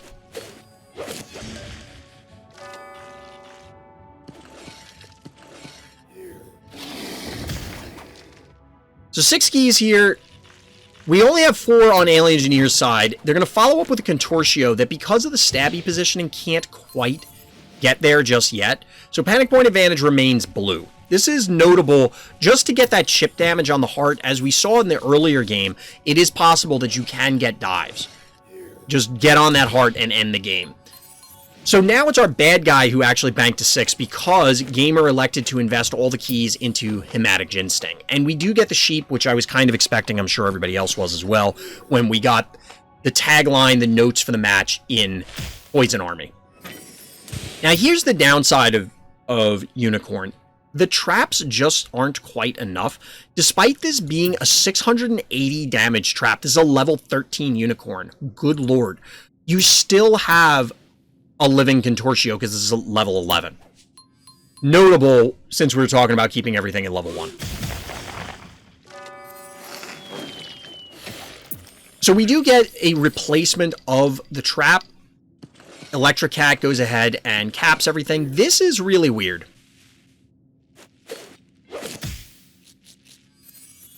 Wow. Oh, that will leave a mark. Okay, so I want to pause once this turn is completed. This is super bold. I didn't really like the Gravedigger advance at first. The reason being is, well, if it's just exposed, it's clearly going to die and probably without much fanfare. Maybe not. Maybe not, because they would have to commit these two. But notably, Alien Engineer here has 3 melee Phobies versus a bunch of range Phobies. Yes, there's a Stabby, but you're going to get the Sheep invade. It's clearly going to die. It's going to hit these two. Then the Gravedigger is probably going to hit the Stabby. And then what? The creep poison overwrites or it attacks? This, given the gamer is banked to 5, you could get a Muffin and a Clinico. You back these things off, and it's like, yeah, they take some damage, but you probably wipe these 2 things off the board. You're probably not going to lose anything. The reason I'm calling attention to this is because this is an invade that I personally probably would not have done. I would have played it much more passively and said, come get me. But I'm not pushing a ton of damage in that way. It's 2-to-1 panic point advantage. And my opponent could hypothetically bully me around by slowly inching things up. Instead, we get this invade from Gamer where, honestly, it doesn't look like there's a whole lot of things that Alien Engineer can do in order to punish Gamer for this. Jin Sting has way too much health, and the mobility means it will absolutely get out if it lives. And the Stabby also has a ton of health. Like, okay, you're going to ignore these 2 and kill the Gravedigger? We'll see if the 5 keys that Alien Engineer still has access to make a difference. When we get the sheep going down, we actually get a retreat, which truthfully feels kind of expected. Like, what else are you supposed to do here? So we get double turret, but this is super late for this. This is super late double turret. I don't think this is worth it here.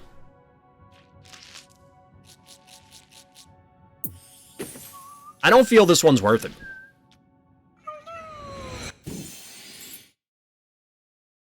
I realize I should have been lower here, chat. But anyway, we get the elimination on the sheep. We obviously get the Muffin to heal the Jin Sting. We'll see if Gamer just offers up the Stabby. It's down to 300 health. It's probably going to die. It could survive. Like, a Clinico could come out and keep it alive.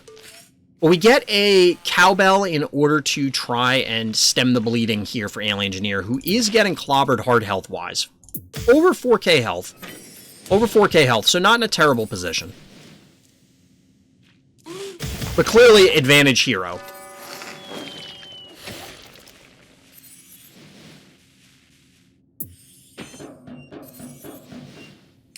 And there is the Clinico. From this board position, I don't want to say it's unlosable, but this feels super strong. That being said, it is max Phobies for our hero. And we get a Noxious, which feels weird into the Clinico, who's already starting to cool down. I'm a little surprised that we didn't get the creep capping this point. Yes, Gamer could have invaded with the Gravedigger and the Jin Sting. Those are the only things that could have killed it. But if they do that, they possibly lose the Hematic Jin Sting, because it would be here. 2 hits from this, 1 hit from this, poison. Gravedigger can't reach, so it wouldn't have died, but it just seems like this would have been worthwhile to take to stem the bleeding. But clearly, Alien Engineer was on the I'm killing Phobies plan. And we do get a poison going down on Unicorn. So again, we have poison strewn about. One more turn on this. Get a little hydrate action.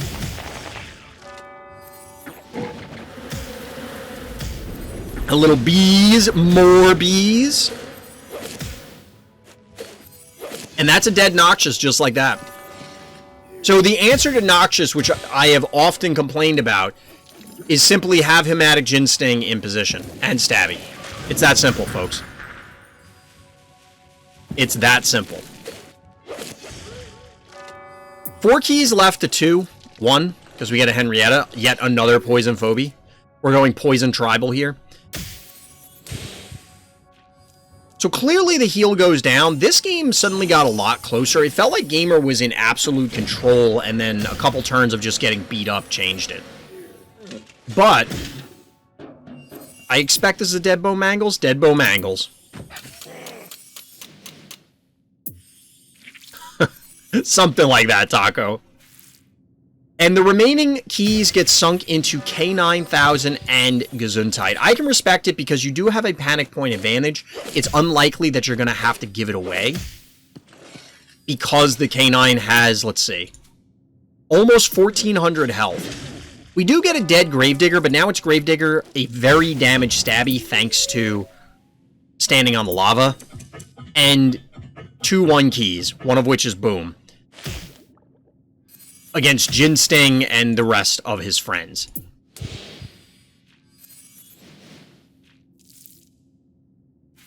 So obviously Henrietta is going to eat it.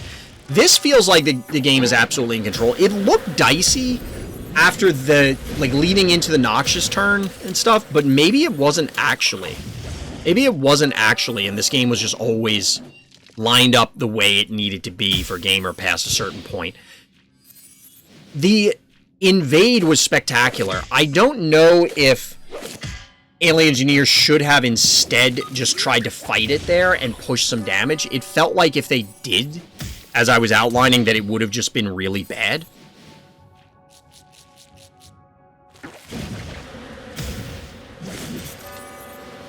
But GG, well played, Gamer. Well played. It is possible to beat Alien Engineer. That's not how you spell it, Taco. The word is dementia. I also have no idea why we're talking about dementia. What is chat talking? Chat's being weird. Which, by the way, if you want to participate in chat, come by the live stream, RTChompGG over on Twitch. Likes and subscribes if you're watching this on YouTube absolutely help. Seriously, they do. We need them. I want to get 1,000 subscribers. We're trying. We are trying. We'll see. Also, sign up for Fright Night if you haven't already. Although by the time this is on YouTube, you'll probably be looking at Fright Night number 4. I see chat is discovering the walk the dog strat. Yes, the walk the dog, Cerberus, and paddles has come up before. I don't think anybody has actually submitted a replay with it, though. Which is kind of interesting that that's been the case. Because you would have expected, we've talked about it a lot. I would have thought somebody would have done it by now. It is what it is. Alright, chat. So, I do want to look at, we'll say, a Hyper Eat game at some point tonight. We'll see if we can, like, really dive into one of their games and see what happened. Like, maybe this would be a good game. This one against Claws. To try and dissect it. To see what we can learn from both players. The reason I was saying Hyper Eat specifically is Hyper Eat seems to be the highest rank, yet lowest, other than A-Trend. I guess A-Trend, if we look at the top 10, they are the 2 lowest stress level players in the top 10. Followed very closely by Playmaker here. And A-Market. But the other ones, and I'm not trying to knock what the other players have done, but Dios here, Claws, Alien Engineer, Aqua, to a lesser degree, Onda. Shout out to Onda, regular on the stream and in YouTube. You'll love to see it. Getting a little Chomp family up there in the top 10. But the rest of the players do have, you know, a significant level advantage on stress level again, advantage on other players. That's not to say that they aren't good players. That isn't to say that they are, you know, solely leaning on that or it's pay to win or anything like that. Not what I mean. But I think it's important to try and examine these particular players who are at the lower stress levels. And I want to do this as a regular thing. What I'm planning on doing is I want to break these out as separate videos because I'm curious how many people just want to see in-depth, really heavy, in-the-weeds strategy breakdowns when we're talking super high-level play, which we have to assume everybody up here is. And I'm sure we'll get to other games. Obviously, we do Hyper Eat versus Claws. We're going to get Claws in the game sort of thing. We'll get to a Dios game or Alien Engineer or whoever down the line. We get enough Onda games because Onda's always submitting replays. Shout out to Onda again. But the point is that I want to do these breakdowns and I'll break them out as separate videos for YouTube. All right. Sorry, I was getting a ping in Discord. Might meet Hyper Eat again. That's fine. I'd like a rematch. Because I wasn't paying attention on that game, truthfully. The Unicorn play, definitely... I mean... I'm trying to think. Like, I don't know that I... Given the way I opened, I think it was just really bad. Against the way Hyper Eat opened.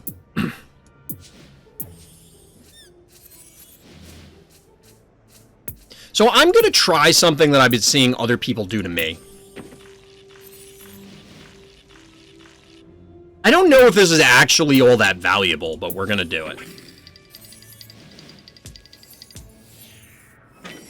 So the idea here is that the creep occupies the murder wing. Hey, Kratos, what's good?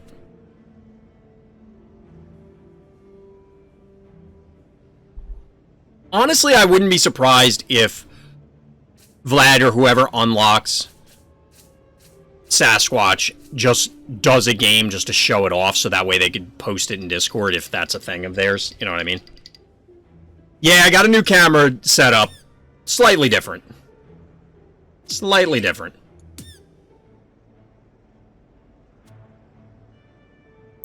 I want to see a game that the Glob is in. That shows up every once in a while, Forgo.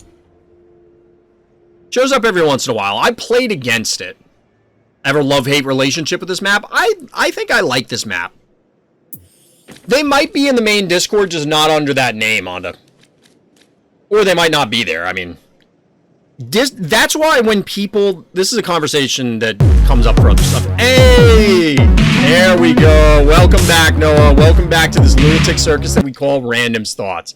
16 months. That is a very, very long time. But shout out to Noah. Chat. Let's see them emotes in chat. Let's see them emotes in chat. Let's see a little bees action. What do you got channel points? I know people have channel points burning a hole in their pocket. I know people have channel points burning a hole in their pocket.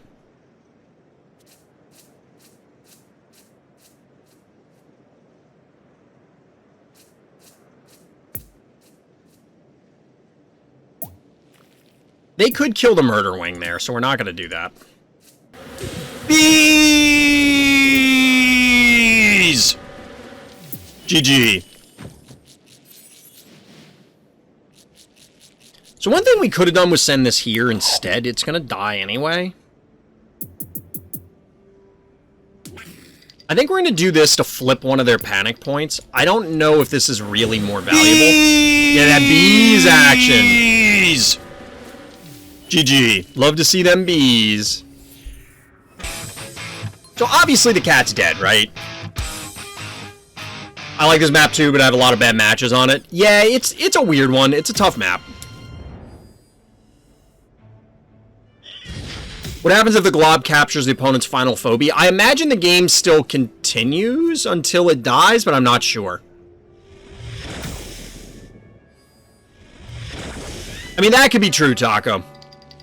That could be true. If I were on the other end, that would feel awful after a while. I would just be sick of hearing it. Which is unfortunate. It's unfortunate. Waiting till Glob finishes the meal. I mean, that could be true. I don't know if that's how it behaves. I honestly have no idea.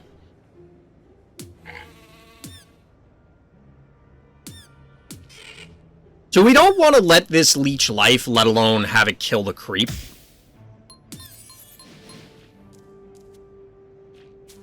So we can move creep, like... We move creep back here. You can't reach.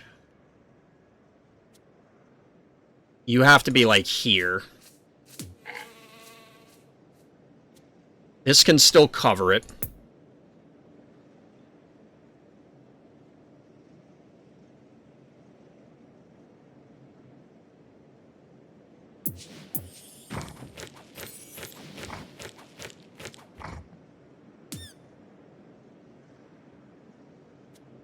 They could come down and kill this Contortio for quote-unquote free. It's not really free, but it's close.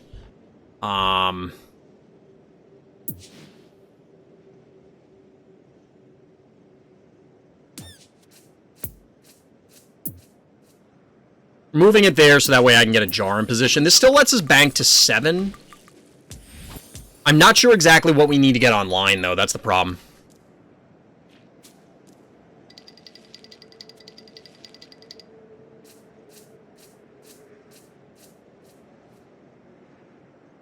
They do get this panic point back, so 3-1, not great. We're just waiting for the murder wing to croak. If we had put the jar here instead, we could have gotten it this turn.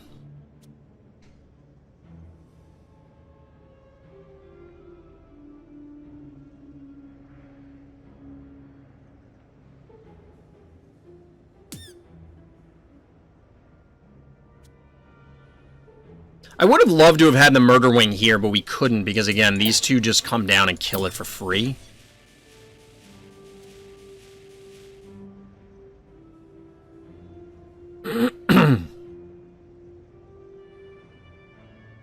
I mean, we'll stem the bleeding by capping the middle, but they're going to flip it with the cat.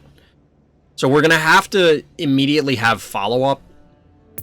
Again, like I said, I don't know what 7 we're really going for here. I think it's probably more likely a Klepto and a 1. Something like that.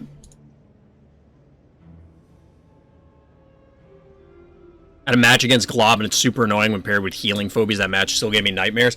I've only played against it once. It was on RCO. And eventually I just killed off everything else they had.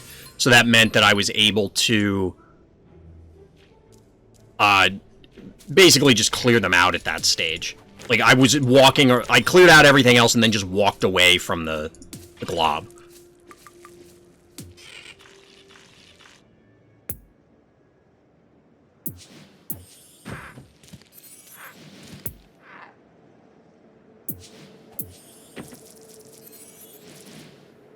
So they'll get some heart damage out of this, but they'll kill this, swing the cat in, and then we'll see what else they commit.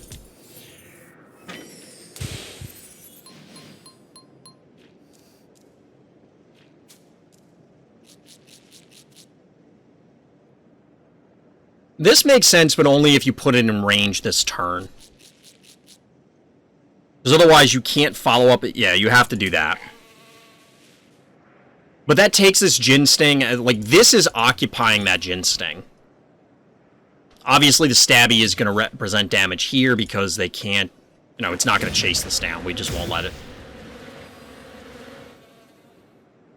But if you do this, that means you either have to commit 2 attacks from this or 1 and 1, and then this is not in position to mess with the Jin, or the Murder Wing. The Jin Sting is not able to mess with the Murder Wing.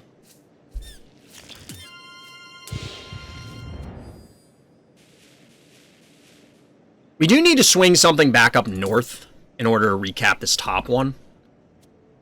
And then we'll actually turn the tables on our opponent to a degree. I mean, not really, because they're going to cap the middle.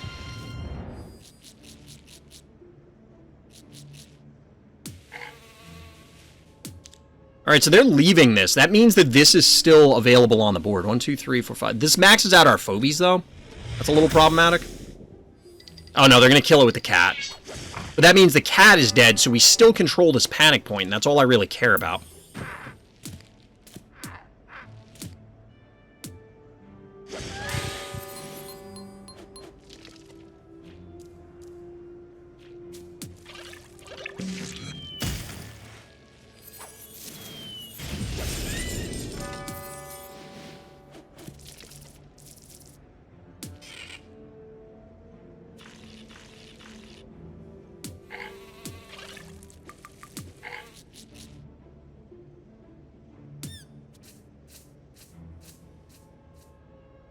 This seems okay. 1, 2, 3, 4, 5, 6. We could get a spider online. We don't really have a ton of damage represented on this board. These are our main heavy hitters, and that's not a lot. But the spider should make them think about doing just about anything, like have them reconsider it.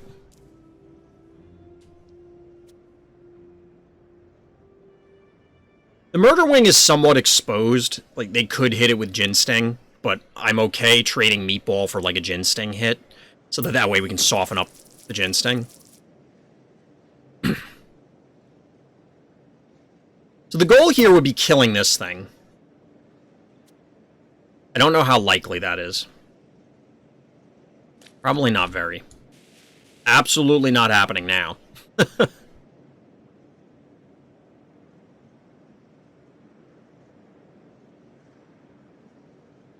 Now, they've had a panic point advantage for a while. We haven't even touched their heart. So all this is going to do is set us up to apply pressure.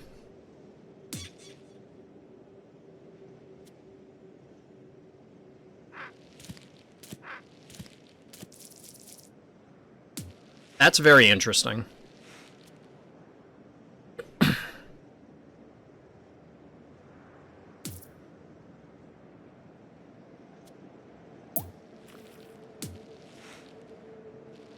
They can do like 1,300, but that's not enough.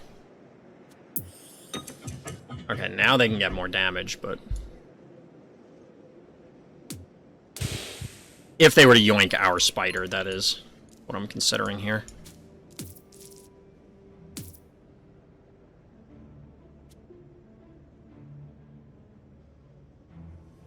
So they could... No, they can only get to here, so that doesn't even matter.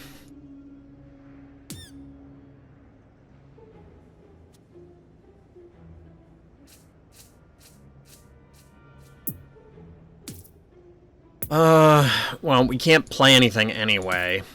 They can't kill this with the Klepto. This is going to take 100 years to swing back down. What we should have done was kept... Well, I guess it doesn't matter. Because then this would have died up there.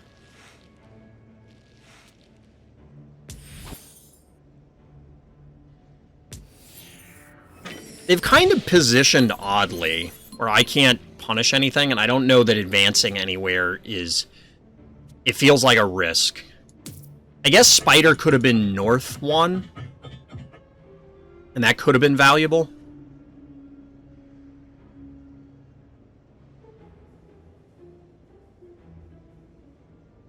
We need, like, 2 more picks, and then I think we can seal the game. As long as it's things that are relevant. Like, obviously, killing Boom is not that relevant.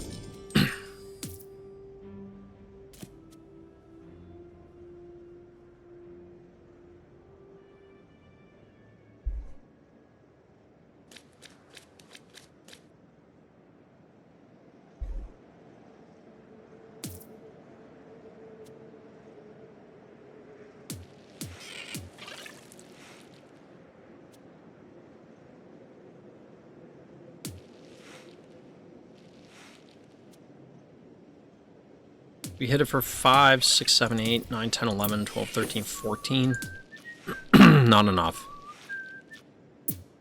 The muffin seems weird. Why? Yes, we have poison.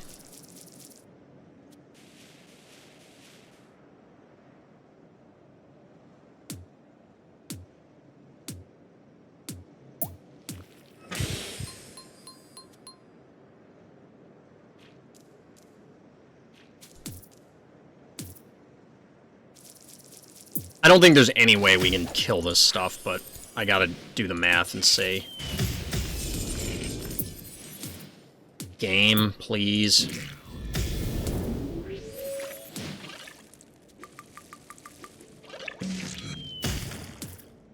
It's 200.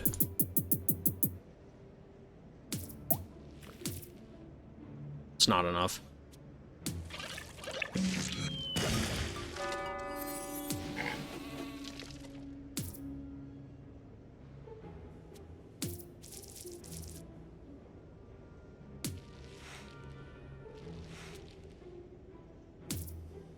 If you yoink anything, I don't think they have enough damage to kill anything. Still have max Phobies.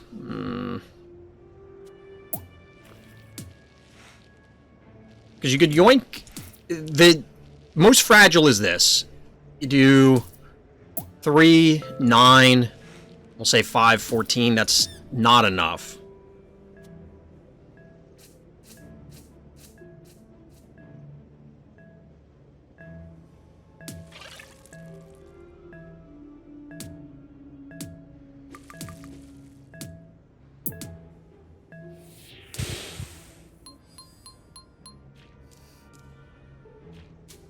I think we're okay and we can punish something.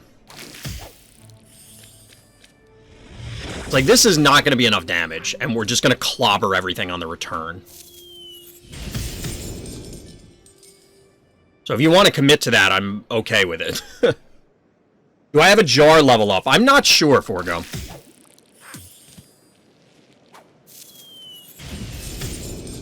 This we can punish less, but still... in a significant way.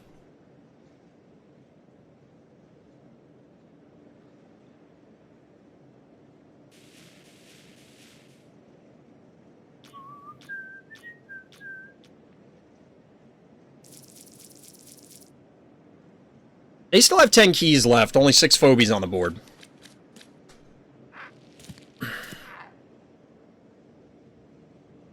I don't think we can kill, like, this.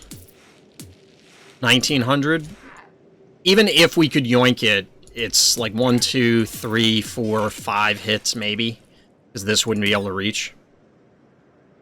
We do have to be careful of the Murder Wing and the Spider now. So if we put the Spider here, they can yoink to here, and they hit for 750, 1350, 17. So that would be a dead Spider if we advance it.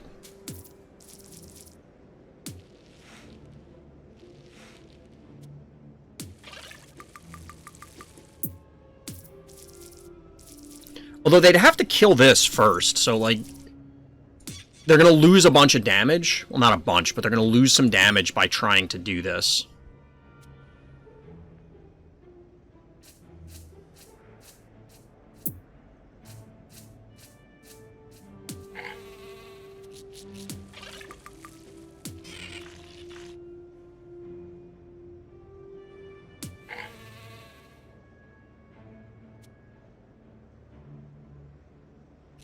Could actually commit this here, I think.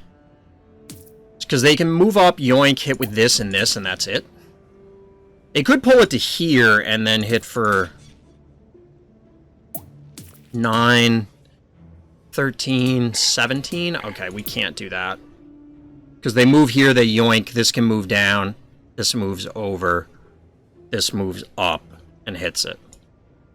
As it is, they can't hit anything safely now, and we have a panic point advantage.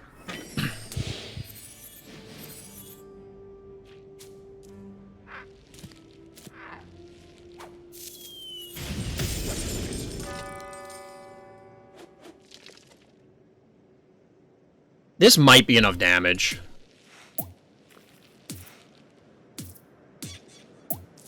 Yeah, it's enough. It should be.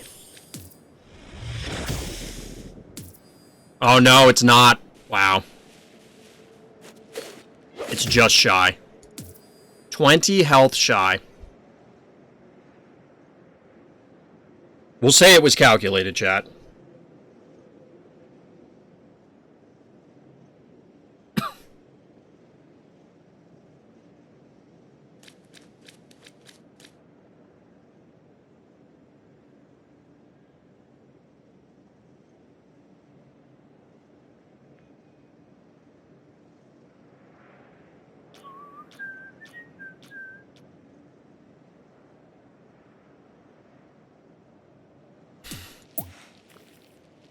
We can pull this here.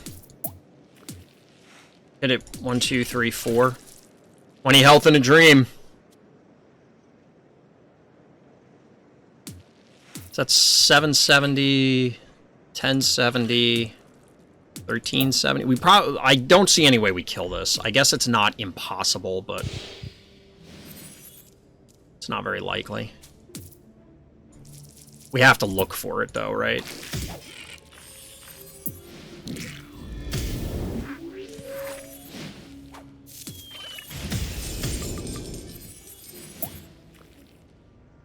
I mean, it would be poison, but they have the muffin, so we're not doing that.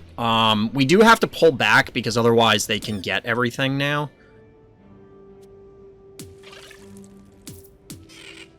Because we can't kill this to threaten it. If we yoink this... No. You end up here.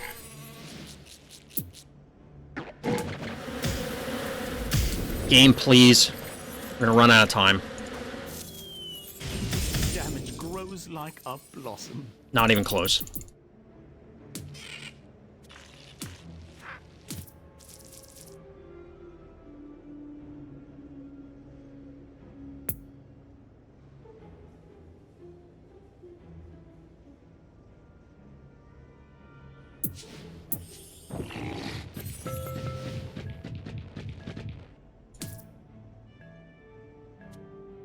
Imagine not having range poison, not me. Couldn't be me.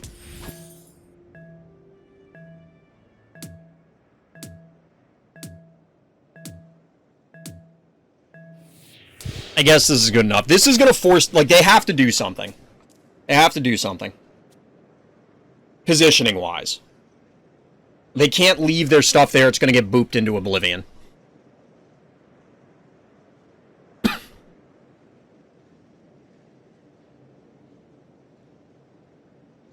I don't know that Rambolina is really what we want, but I'm doing it because I want to.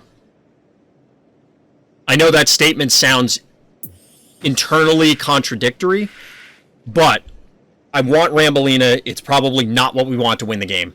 I think you can kill their spider if you poison it with creep and then hit it with Klepto Splash while the other phobia hit Moffat.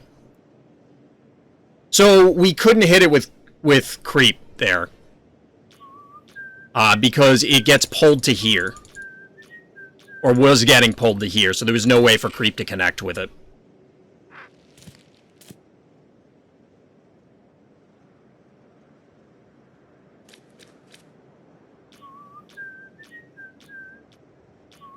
But Klepto can die from Stairmaster. Yeah, any invade that we had would have been...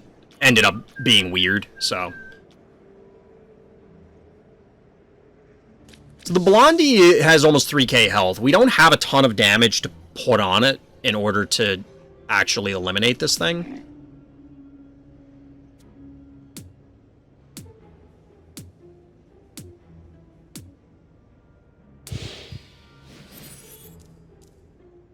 First time chatter gets timed out by the auto mod. Have to wonder what that was about. I think we can all imagine.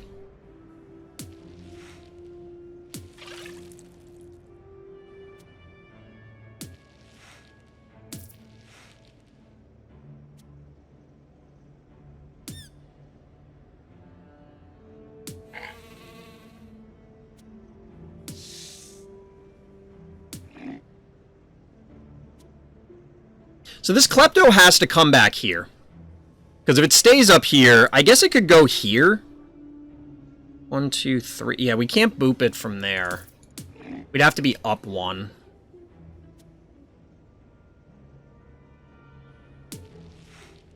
And it would be in range. We don't want to do that.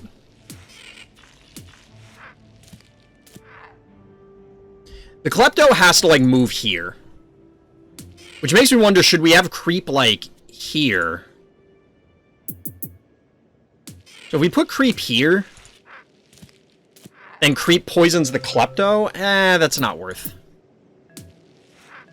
It's not worth it because the, I mean, I guess we could still slide it here. The problem is that the Muffin's just gonna erase what we're doing, so it doesn't matter.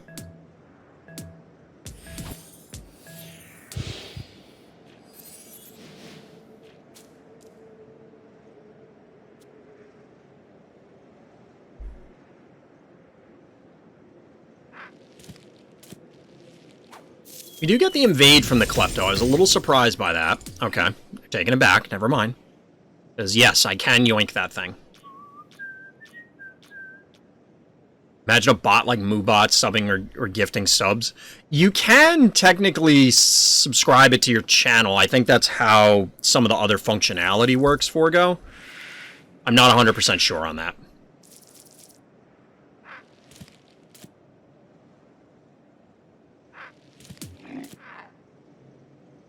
I think I still boop the Stairmaster to death. I don't know if that's worth it because we're trading Rambolina for Stairmaster, but it is a thing that can be done.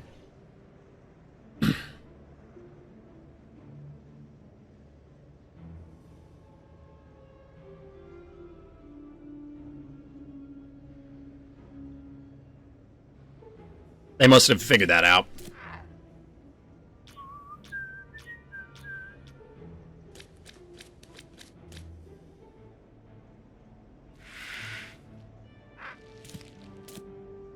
The big retreat. We're still behind on life, by the way, chat. This whole time, we've been behind on life. 1, 2, 3, 4, 5, 6. They're maxed on Phobies, as we are. So, like, they have to do something eventually.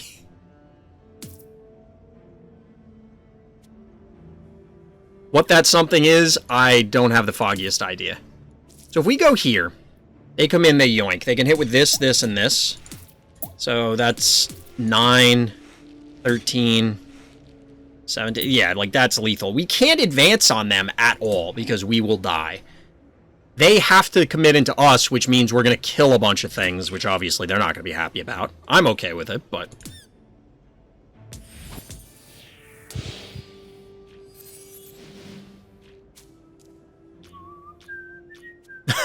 I don't know if that was necessary, Doc, but thank you.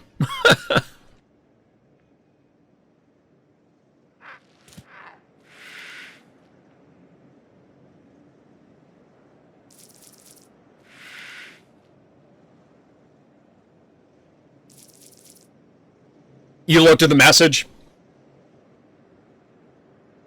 It was probably, like, occasionally bots will show up and they're like, hey, you want to grow your stream?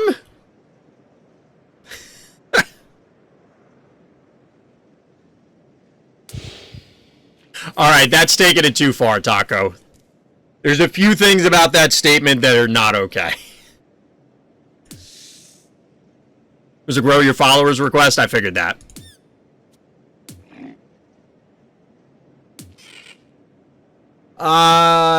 So if they go here, it's one, they can't hit anything. Like, this doesn't do anything for them. If we go here...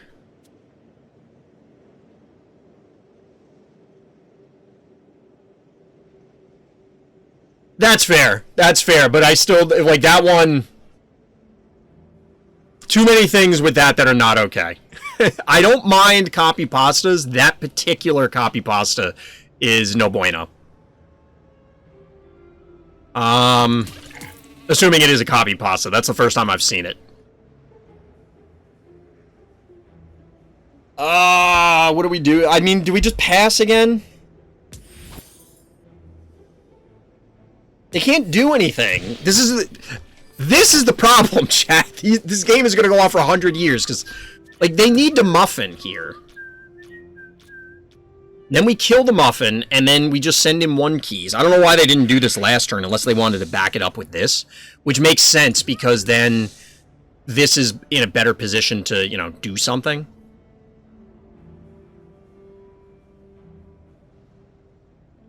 So if we yoink to here... 9... 5 and 4 is 9. We'll say 1,000. You're here, so you can hit twice, so 15.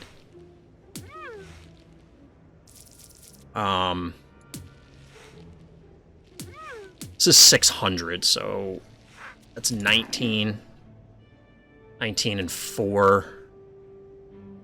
23. We don't quite have enough damage, because we have to sink damage into the muffin.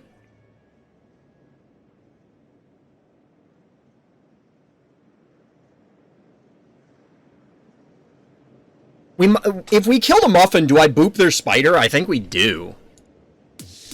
I think Rambolina for the spider might be a worthwhile trade. I just don't know if spider's going to end up here, or if it's going to end up in the pit.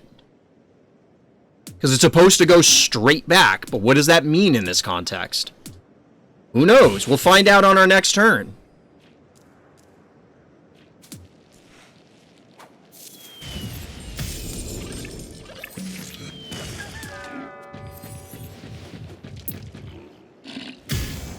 Nope. Like, this makes no... Chat, I don't get it. I will never understand. How does it differentiate between these? If we thought it was always going top, it should be dead. But it's not. I don't get it.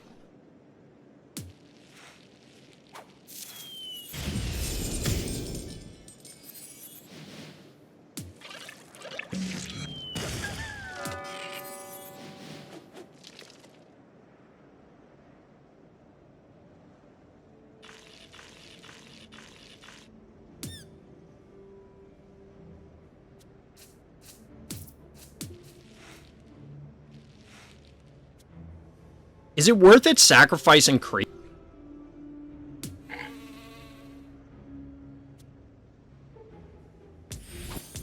We're gonna do it. I don't know if that's worth it.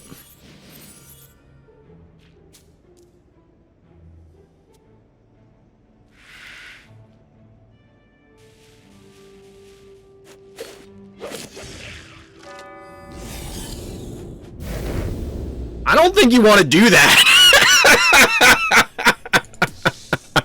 I mean, yes, kill the creep, but I don't think you want to block D from there.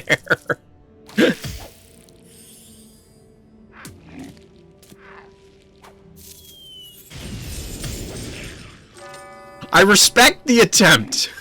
I respect the attempt.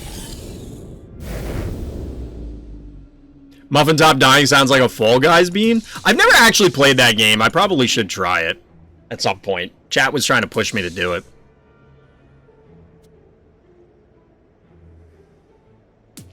So again, this should go back. But it's going to end up in the open space. There's no way that this kills the Klepto, right? Like, it's just not possible.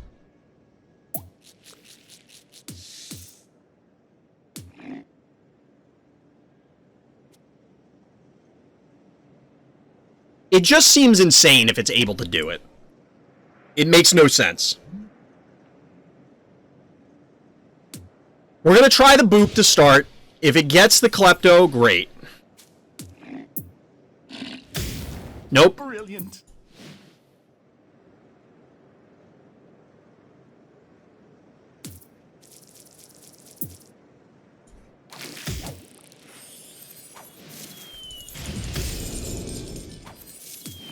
I feel like we've connected.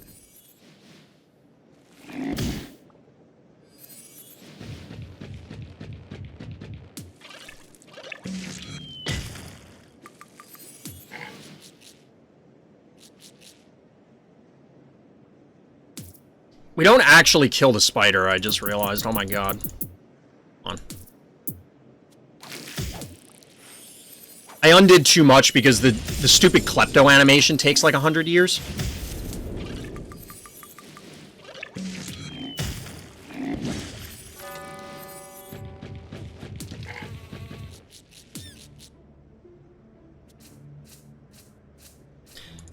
This is on cooldown and can't reach us.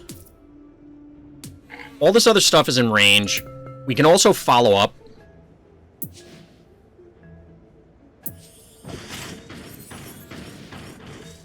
Again, I don't know that Hevo's actually what we want. Probably would be better off with multiple smaller things.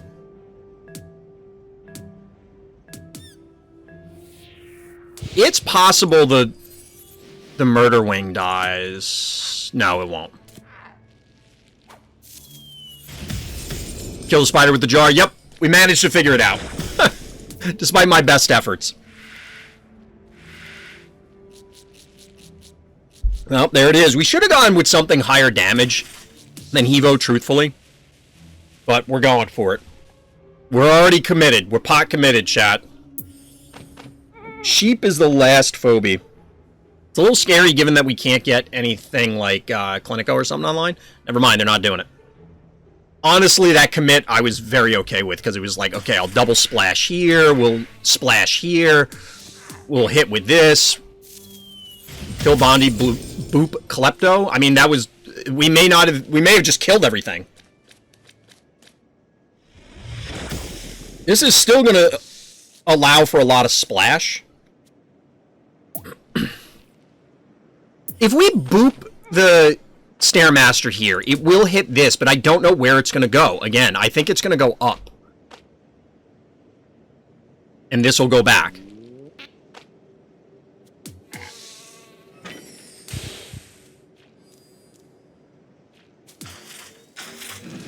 That was quite cathartic.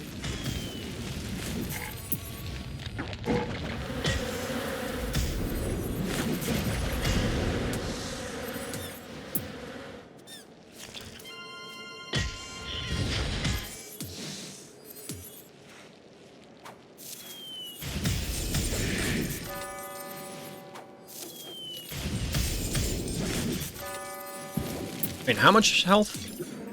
179. We can't quite get it.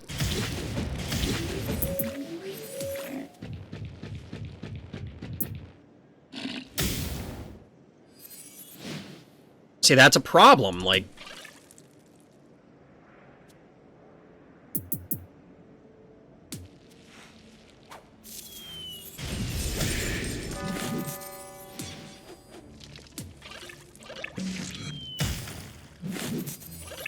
No, game! I'm trying to click on it!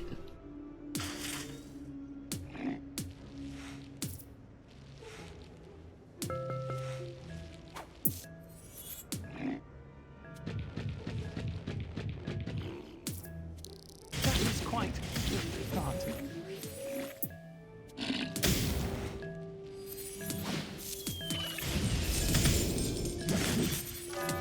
That may have been a mistake, because this is probably dead. Yeah, this is dead now. Did we counter throw, chat? Because this is dead, this is dead, this is dead. I think I counter threw.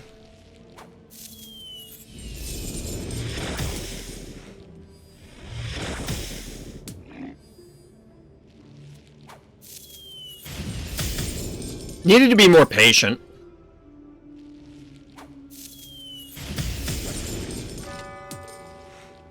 The jar could have killed the... Oh no, the jar is gonna die too. Oh god, I counter through chat.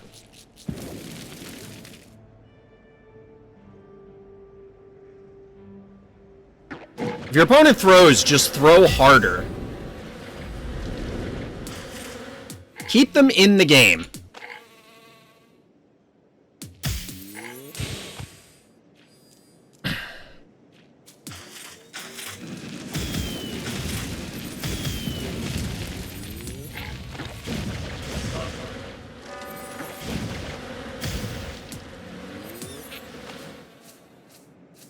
You can still win, yes.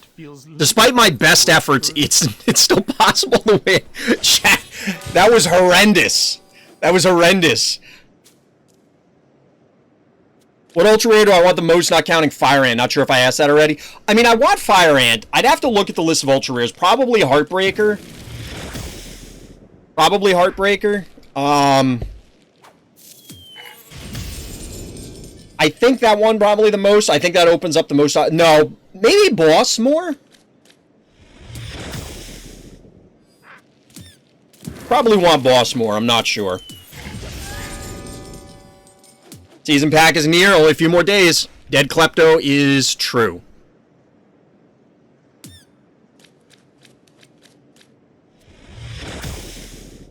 Honestly, the only reason we won this game is because of the 20 health that our spider would have lived by on, like, turn 5.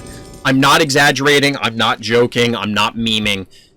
Fried Egg Klepto, I like that. I like that. That would be funny if Klepto cracked into, like, a fried egg when it died.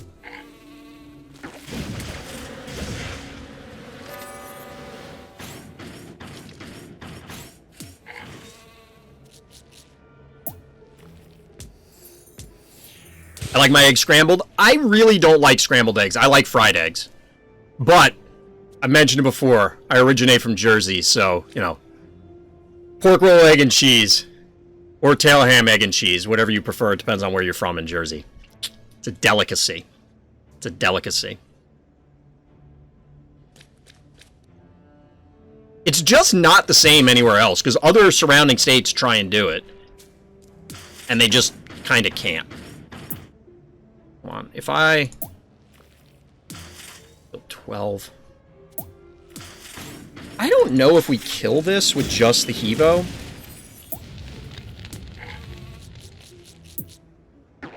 But you have to stay here and you're 100% dead if you kill the Jin Sting, so... Klepto could have been ignored if fire lasted one more turn. True. True story.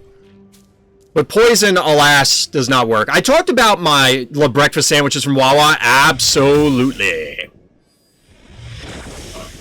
I talked about the phobia. If I had to create a phobia, it was going to be like the Stinky Cheese Man. Now, realistically, there's plenty of other ideas that I want to see first. GG, opponent. We'll get to that idea in a second, but GG. Well played, opponent. Absolutely, as I mentioned before, I think the only reason I won this game is because of the 20 health that they left my spider on. Because if I lost that spider, the game would have been wildly different. But GG. We'll claim that was calculated. It was not. It was not. The old chomp action going. So, the idea I had was Stinky Cheese Man, but basically it was more of a bottom-up design where I designed the mechanic first. What I want is a buff to poison, which this may be busted. I haven't really thought about it. But What if you had a phobie that while it was on the board, poison triggered at the end of both players' turns?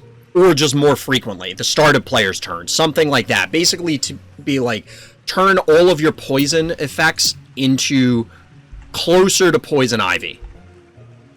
Maybe not literally poison ivy, although that precedent is kind of there to a degree, not mechanically, but you know, it would be interesting to have something like that to give these poison phobies help. The problem is I think from a design perspective, that's problematic.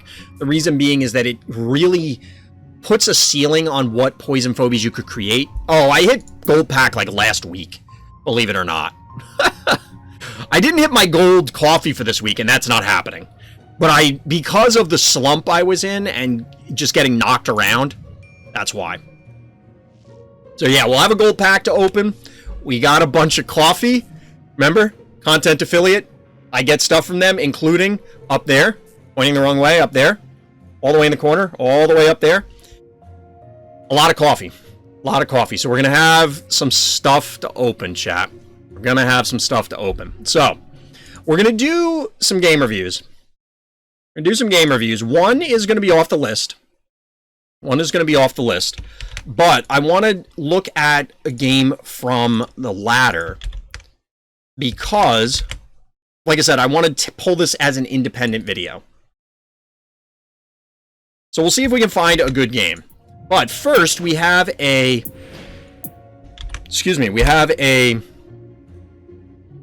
viewer-submitted game. Let's see if we can find this. Stress level 33. So we're zoning into Home Sweet Home with our hero here in the orange trunks. It's Mike. Time out. We've talked about this before. I love when people have names. I love when people have names that are just regular names. It's Mike. It's not RT Chomp GG. It's not, you know, XX420 No Scope XX or something like that. It's just Mike. So shout out to Mike. I love it. I love it already. But the notes for this game, chat. By the way, if you're wondering who I am, it's me, Salesman from chat. Sorry for having a different game in name. Salesman. Shout out to Salesman. All right. So anyway, our hero here is going second here on Home Sweet Home. Bad guy opens up with Droney, which is respectable. If you're not getting a snowball, which low stress level or low-ish stress level that we're seeing here, kind of expected, the Droney allows you to immediately cap these points. Unfortunately, it's much more fragile and much less threatening. But it is a 1-0 panic point advantage bad guy. That's true, Wanda. That's true. But although it was briefly panic point advantage bad guy, it's no longer. We do get a Gin Sting coming in to supplement the forces, and both players are back at 3 keys. I can appreciate this. It's been a while since I've seen K9000s, but I do appreciate K9000. This one got a little beat up, but it's a level 6, 1264, not bad.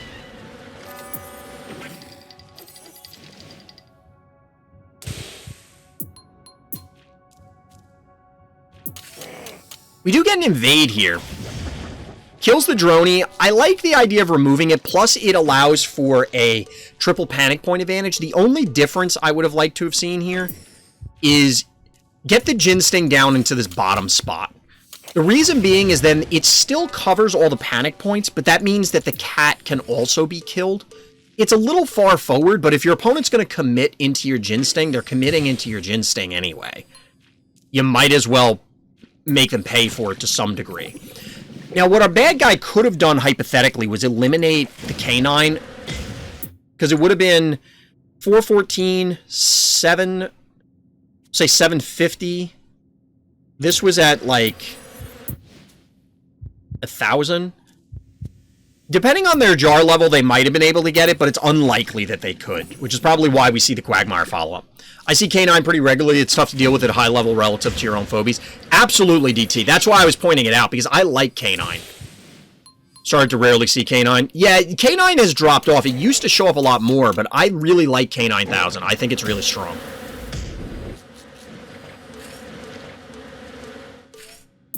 I have to wonder, is K9 a possible answer to help dive turrets? Because it's not just going to immediately die. Is this low leveled? It's medium-ish. It's below Snowball. Heroes, it was at 33, I think. K9's the best boy. I don't know. I think Cerberus is, but K9's up there.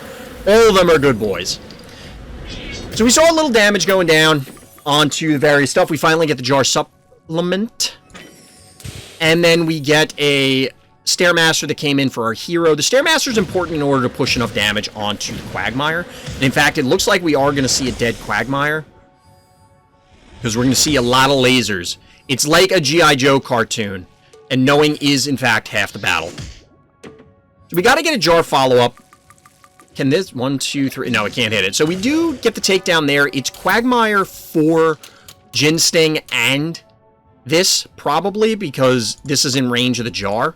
And obviously, the Jin Sting's going to kill off this Jin Sting. Probably worth it. Actually, I think it's a good response to turrets. After all, I'm all in on turrets, and it gives me a lot of trouble. I would be curious, DT, because I think it's on paper, K9000 seems like a reasonable response. Alright, so this isn't the way that I would have thought they did it, but this is actually better, because that keeps the cat out of range. Instead of having the cat kill the cowbell, you just kill this thing, and then all of this stuff means our hero has to commit in. Now, it's a 2-to-1 panic point advantage hero, but the cat can clearly back off, back cap this point. 30, 60 to 58, 55. So hero has a few turns. I do not like this. 240. Oh, wow. Okay, I changed my mind. This is only a level 4 jar cannon, chat. So this is complete disrespect for this jar. Because they can't counterkill it. Usually what happens is the first jar to advance dies to the other jar. Because 2 hits from the other jar will probably kill it. In this case, it can't. That's brutal. That's brutal.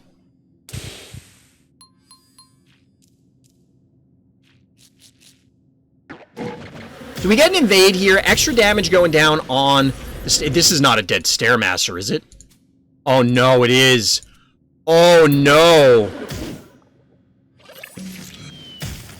It's so weird seeing a Jin Sting that doesn't do 400 plus damage. True. Wait, what?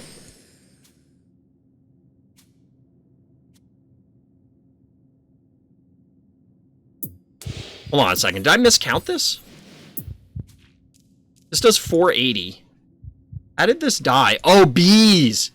Okay, bees. All of that I was talking about, the jars not trading, they do.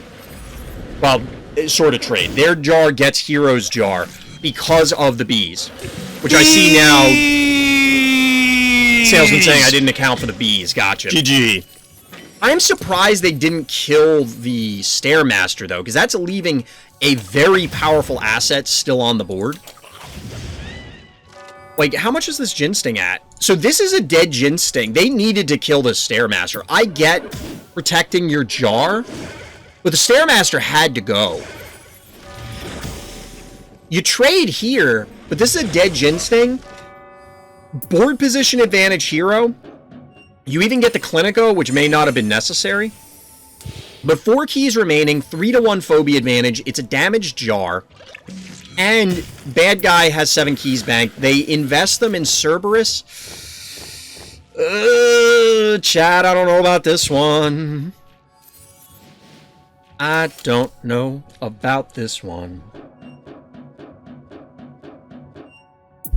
Seems like a mistake to me, chat. We get a Stabby as the penultimate phobie, and then an AWOL. Everybody loves our creepy infected toe. When in doubt, whip Cerberus out. I don't know about that one, Chief.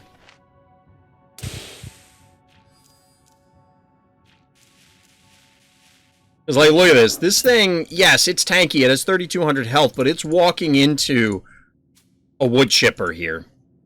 Now, the AWOL can't really connect. Are they just going to march it in, is the question. Ted's the final phobie from bad guy. Cerberus is just not what you want here, I don't think. This is actually really funny and kind of ballsy, but I get it. Because this is going to deal like 1,500 can't quite kill this, so it's going to get 2 hits. It's going to lessen the healing to a degree, but not a huge amount.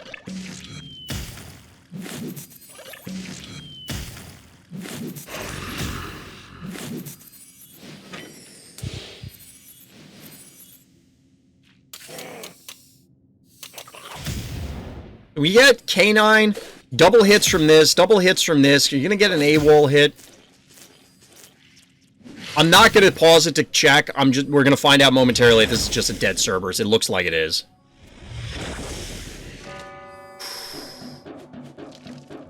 Feels bad, man.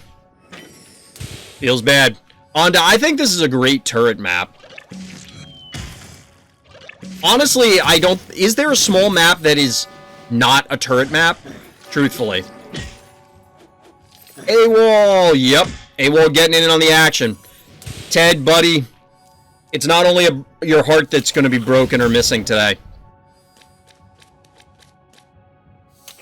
The fact that AWOL lived to tell the tale and get more kills.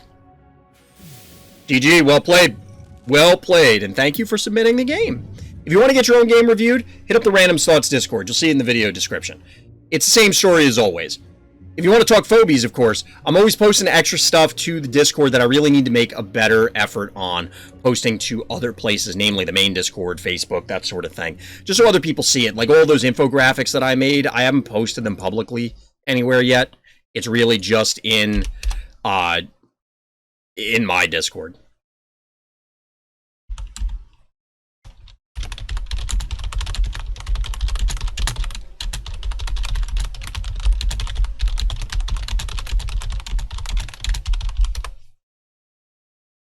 Alright, chat. Stinky Toe kills Fungus Zombie. Does Ted really have fungus? I mean, you can assume there's fungus, let's be real, but...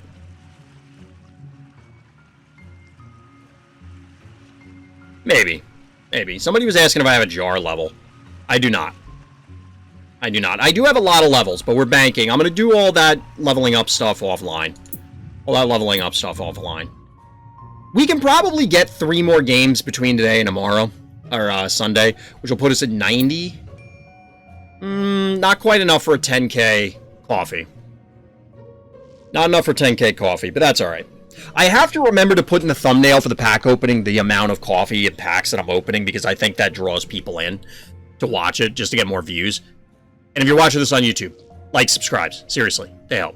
Trying to get 1,000 subscribers. Gonna say viewers, but we've had over 1,000 viewers before. Don't have the followers, but... Oh, actually, we might. I don't know. Will Bluelian help your turret strat? I could see Bluelian working out. It just depends on the map. But turrets are a big deal. Turrets are a big deal. Chat, you are so indecisive. 50-50 means we play Among Us? Not quite. I guess we could do... We could probably... We could do another game review. Do another game review. And then swap to cult. I don't mind going a little later tonight. Don't mind going a little later.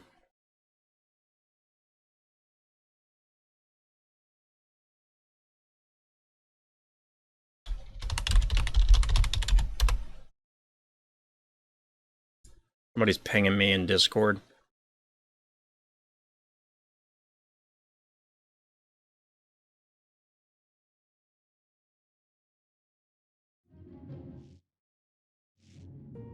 You always seem to show up right before the game ends.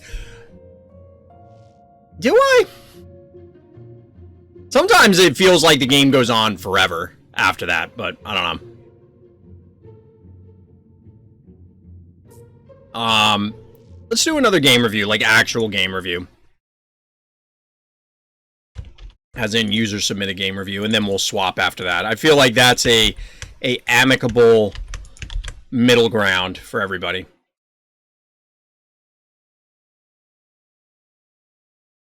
Ah, it's Sivadas. I'm glad we did this then. Because Sivadas is in fact a subscriber.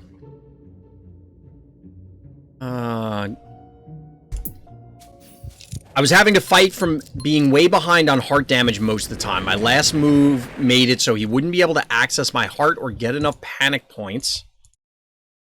It's cutting it off so I can't see. I have enough panic points for the win. My heart had 463 health. Oh my god, Sivadas, you wrote a book. Hold on. What am I looking at here? Alright, starting over. I was having to fight from being way behind on heart damage most of the time. My last move made it so he wouldn't be able to access my heart or get enough panic points for a win. My heart had 463 health left. Took me an hour or closing the game in frustration to finally see how to block him.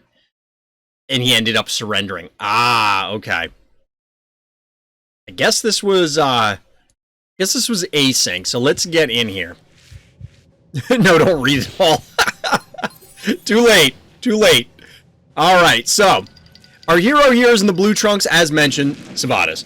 Going with the standard opener, as you'd expect, but deviating a little bit with the jar.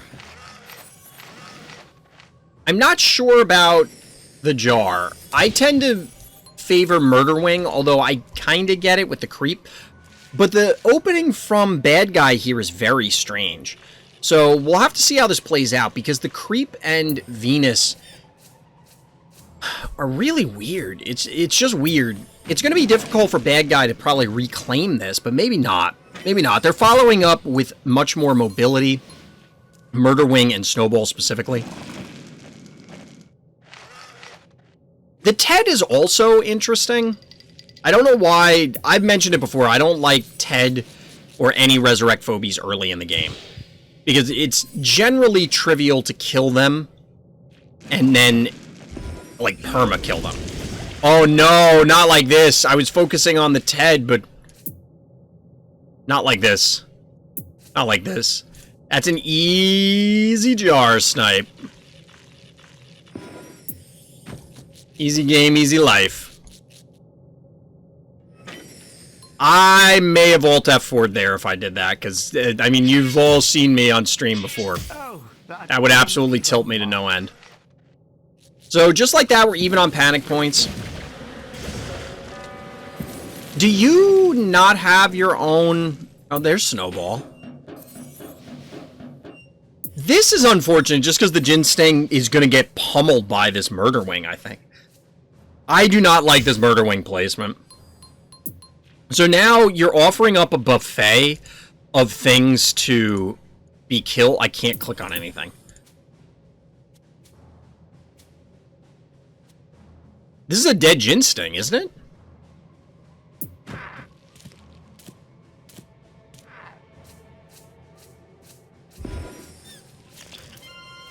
They must have counted that up. 913? This is a dead Jin Sting.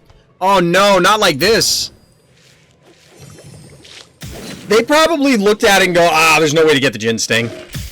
And then forgot about the lava. I think you killed the Jin Sting here. It's nearly as mobile, is tankier, it's more keys. I don't know. I think the Jin Sting is the play here. But regardless, we get the Jill follow-up to power up Ted. I do like this. I do like this. It's not spectacular. We get the heal on the Jin Sting, which should not have lived. The Jin Sting that lived. Ah, we get the Honey Bear. Who is talking about tardigrades in chat? I don't think this is supposed to be a tardigrade. I don't know what Honey Bear is supposed to be, but somebody brought up tardigrades in Discord the other day, which, by the way, if you're watching this on YouTube, hit up the Random Salts Discord in the description. That's where you submit game reviews. But tardigrades are really funny creatures. That's what I thought it's supposed to be. It might supposed to be, but do they have claws like this? Like, is that how their legs are? Isn't that a tardigrade? Maybe it is supposed to be. Do tardigrades vomit? Like, is that a thing they do? I assumed it was some other, like, it was just a monstrous bug kind of thing. But it might be supposed to be a tardigrade. Which, if you don't know what those are, go look them up. Learn something. I'm not going to give you all the information. Come on. But yes, I love the Honey Bear showing up here. Saves some damage on the Jin Sting. Obviously, we get a takedown on Murder Wing. Now, just imagine if bad guy had killed this. Killed the Jin Sting instead. Yes, you'd have Murder Wing, but, you know, much worse position, in my opinion. Ooh, actually leaving this, not retreating with the Venus. What? Bad guy standing on the stim with the Klepto. There's not really anything to threaten the Klepto.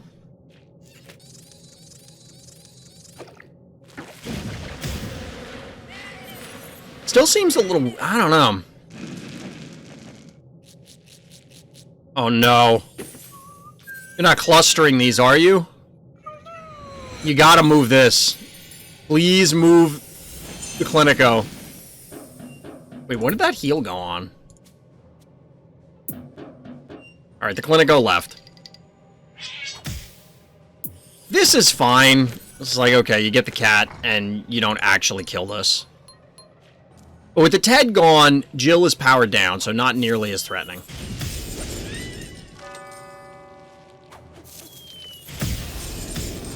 Tardigrades can have claws, but not like that. That's what I was thinking, is that they're more like... I mean, I guess you could constitute these as claws, but they look more like spines. I guess I would describe it. I mean, let's be real. It's Phobies. It could be whatever the hell it wants. It's fine. It's fine.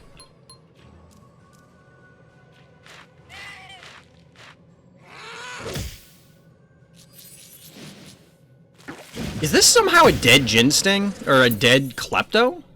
Oh no, bad guy. Bad guy. Baby, what is you doing? You started off so strong. Yeah, you'll probably get the snowball in return, but that is... I will take that trade. Something that was really interesting in this game. Adagard got that Venus on or near the heal spot. Could not kill the damn thing the whole game.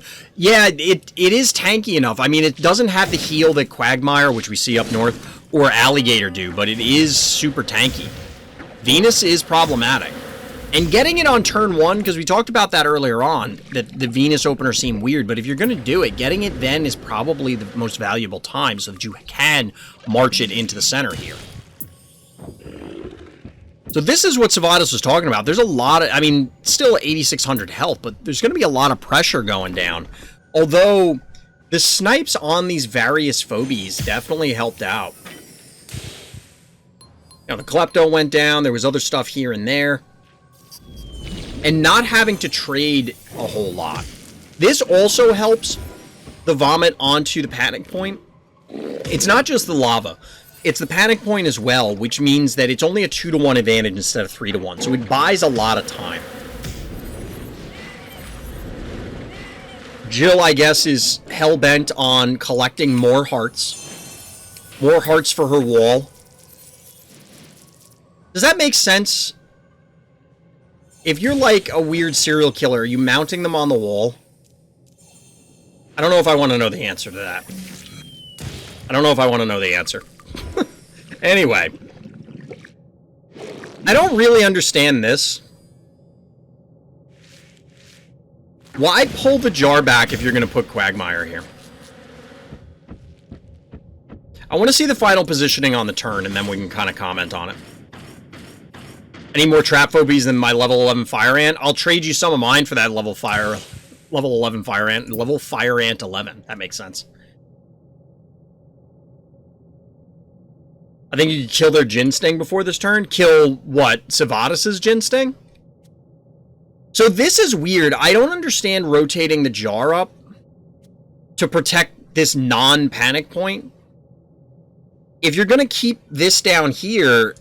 Sivadas can go here and be out of range of the jar. You might as well have it here to also either shell the heart or protect the Quagmire? I don't get it. You could also just get a... Well, you don't want to put the spider here because of this. Maybe that's why. Because if the spider goes here, it gets shelled and then hit by a bunch of things. Like Sivadas, Gin Sting on Stim, kill their Gin Sting with Alligator and Honey Bear.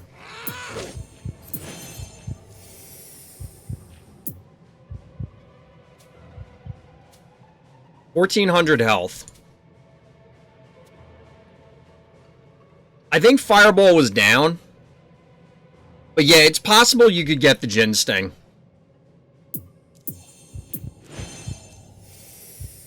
Oh, you should definitely get it. Gator goes in, this goes in, then they only have Gator, Quagmire, and this, and they can't even hit. Well, they could hit with both of these, it's just unlikely. Yeah, you definitely could have got the Gin Sting there.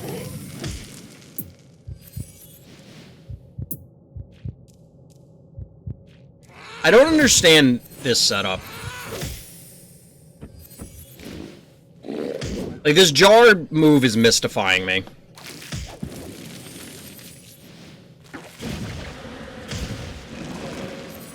Since we have Fireball, it's probably a dead... Yep, dead Quagmire. So instead of the Gin Sting, a turn later you get Quagmire. That's respectable enough as well. Honeybear slime doesn't come from its mouth.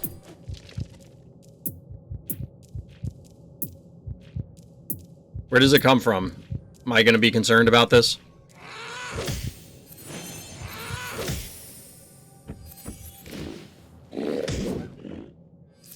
You gotta watch it closely. Does it happen this turn? I thought they did a puke this turn.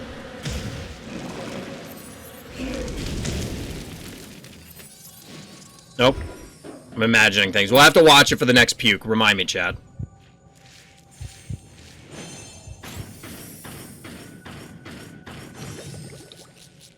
So that was a good pull. It was a very good yoink. Bad guy doesn't have any interest in killing the Jill.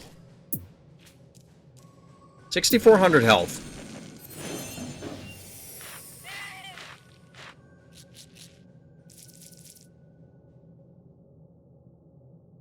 So it's now back to a 3-to-1 panic point advantage, which is dangerous. This can put a lot of pressure on. And bad guy's setting up for it. Bad guy is in fact setting up for it. Has Sivadas stepped on a trap yet?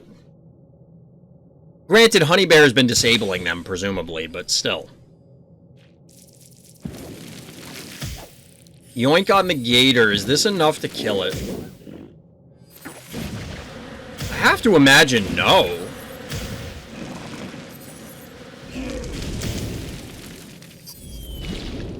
Alright, hold on, chat. Higher priorities. We gotta see... Is it actually puke from Honey Bear?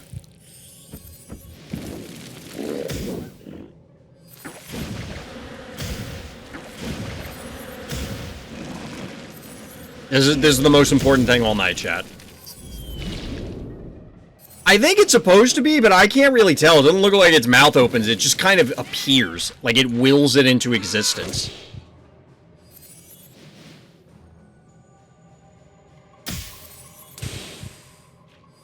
So it's not quite enough damage to go down on the Gator.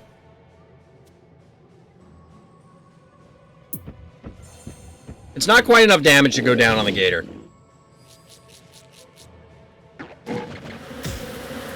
Bad guy breaks off from the heart push in order to randomly bees? That seems less than ideal. Like, why isn't this Gin Sting here? That bees does nothing, does it?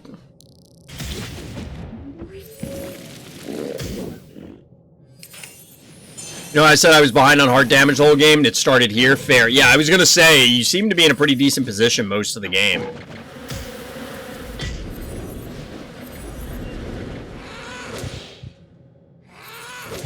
Jill putting in work on the heart. 2 keys still remaining. There are the traps.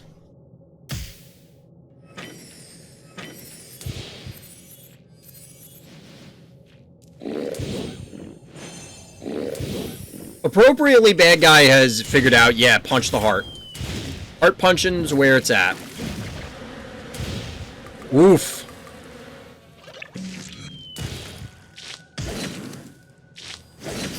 Now, just imagine if this Jin Sting was down here. This game is already over. I don't understand the Jin Sting moving up. Jin Sting did not need to be there.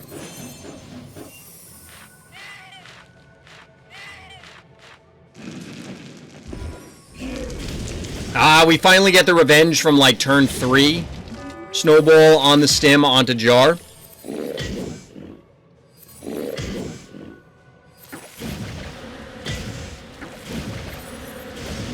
Take down here. And then Droney. Do we have Bees up?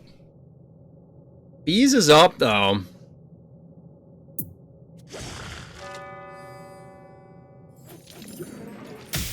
Bees is in fact up. But panic point advantage is for our hero.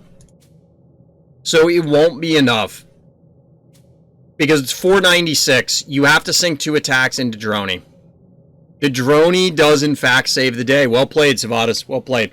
There definitely were some mistakes, but I think there were way more on bad guys' part. They should have had this game, and this is not to knock the bad guy here. But even just putting this Jin Sting down here, I don't know why they went up here. It's possible that Sivadas still takes it because then they're not worried about the Jin Sting. They just yoink the Gator and kill the Gator or something. But I don't think they get to everything down here in time, and instead the game goes the other way. But instead, Hero takes the day. So well played. GG. I appreciate everybody that came out for the Phobies portion of the stream. If you're watching this on YouTube, come by the live stream RTChompGG over on Twitch. Of course, likes and subscribes help. You can check out the Discord in the description if you're here on the live stream, !Discord, and you can get in on the Phobies fun. If you want to submit your own games, that's where you do it. Check it out.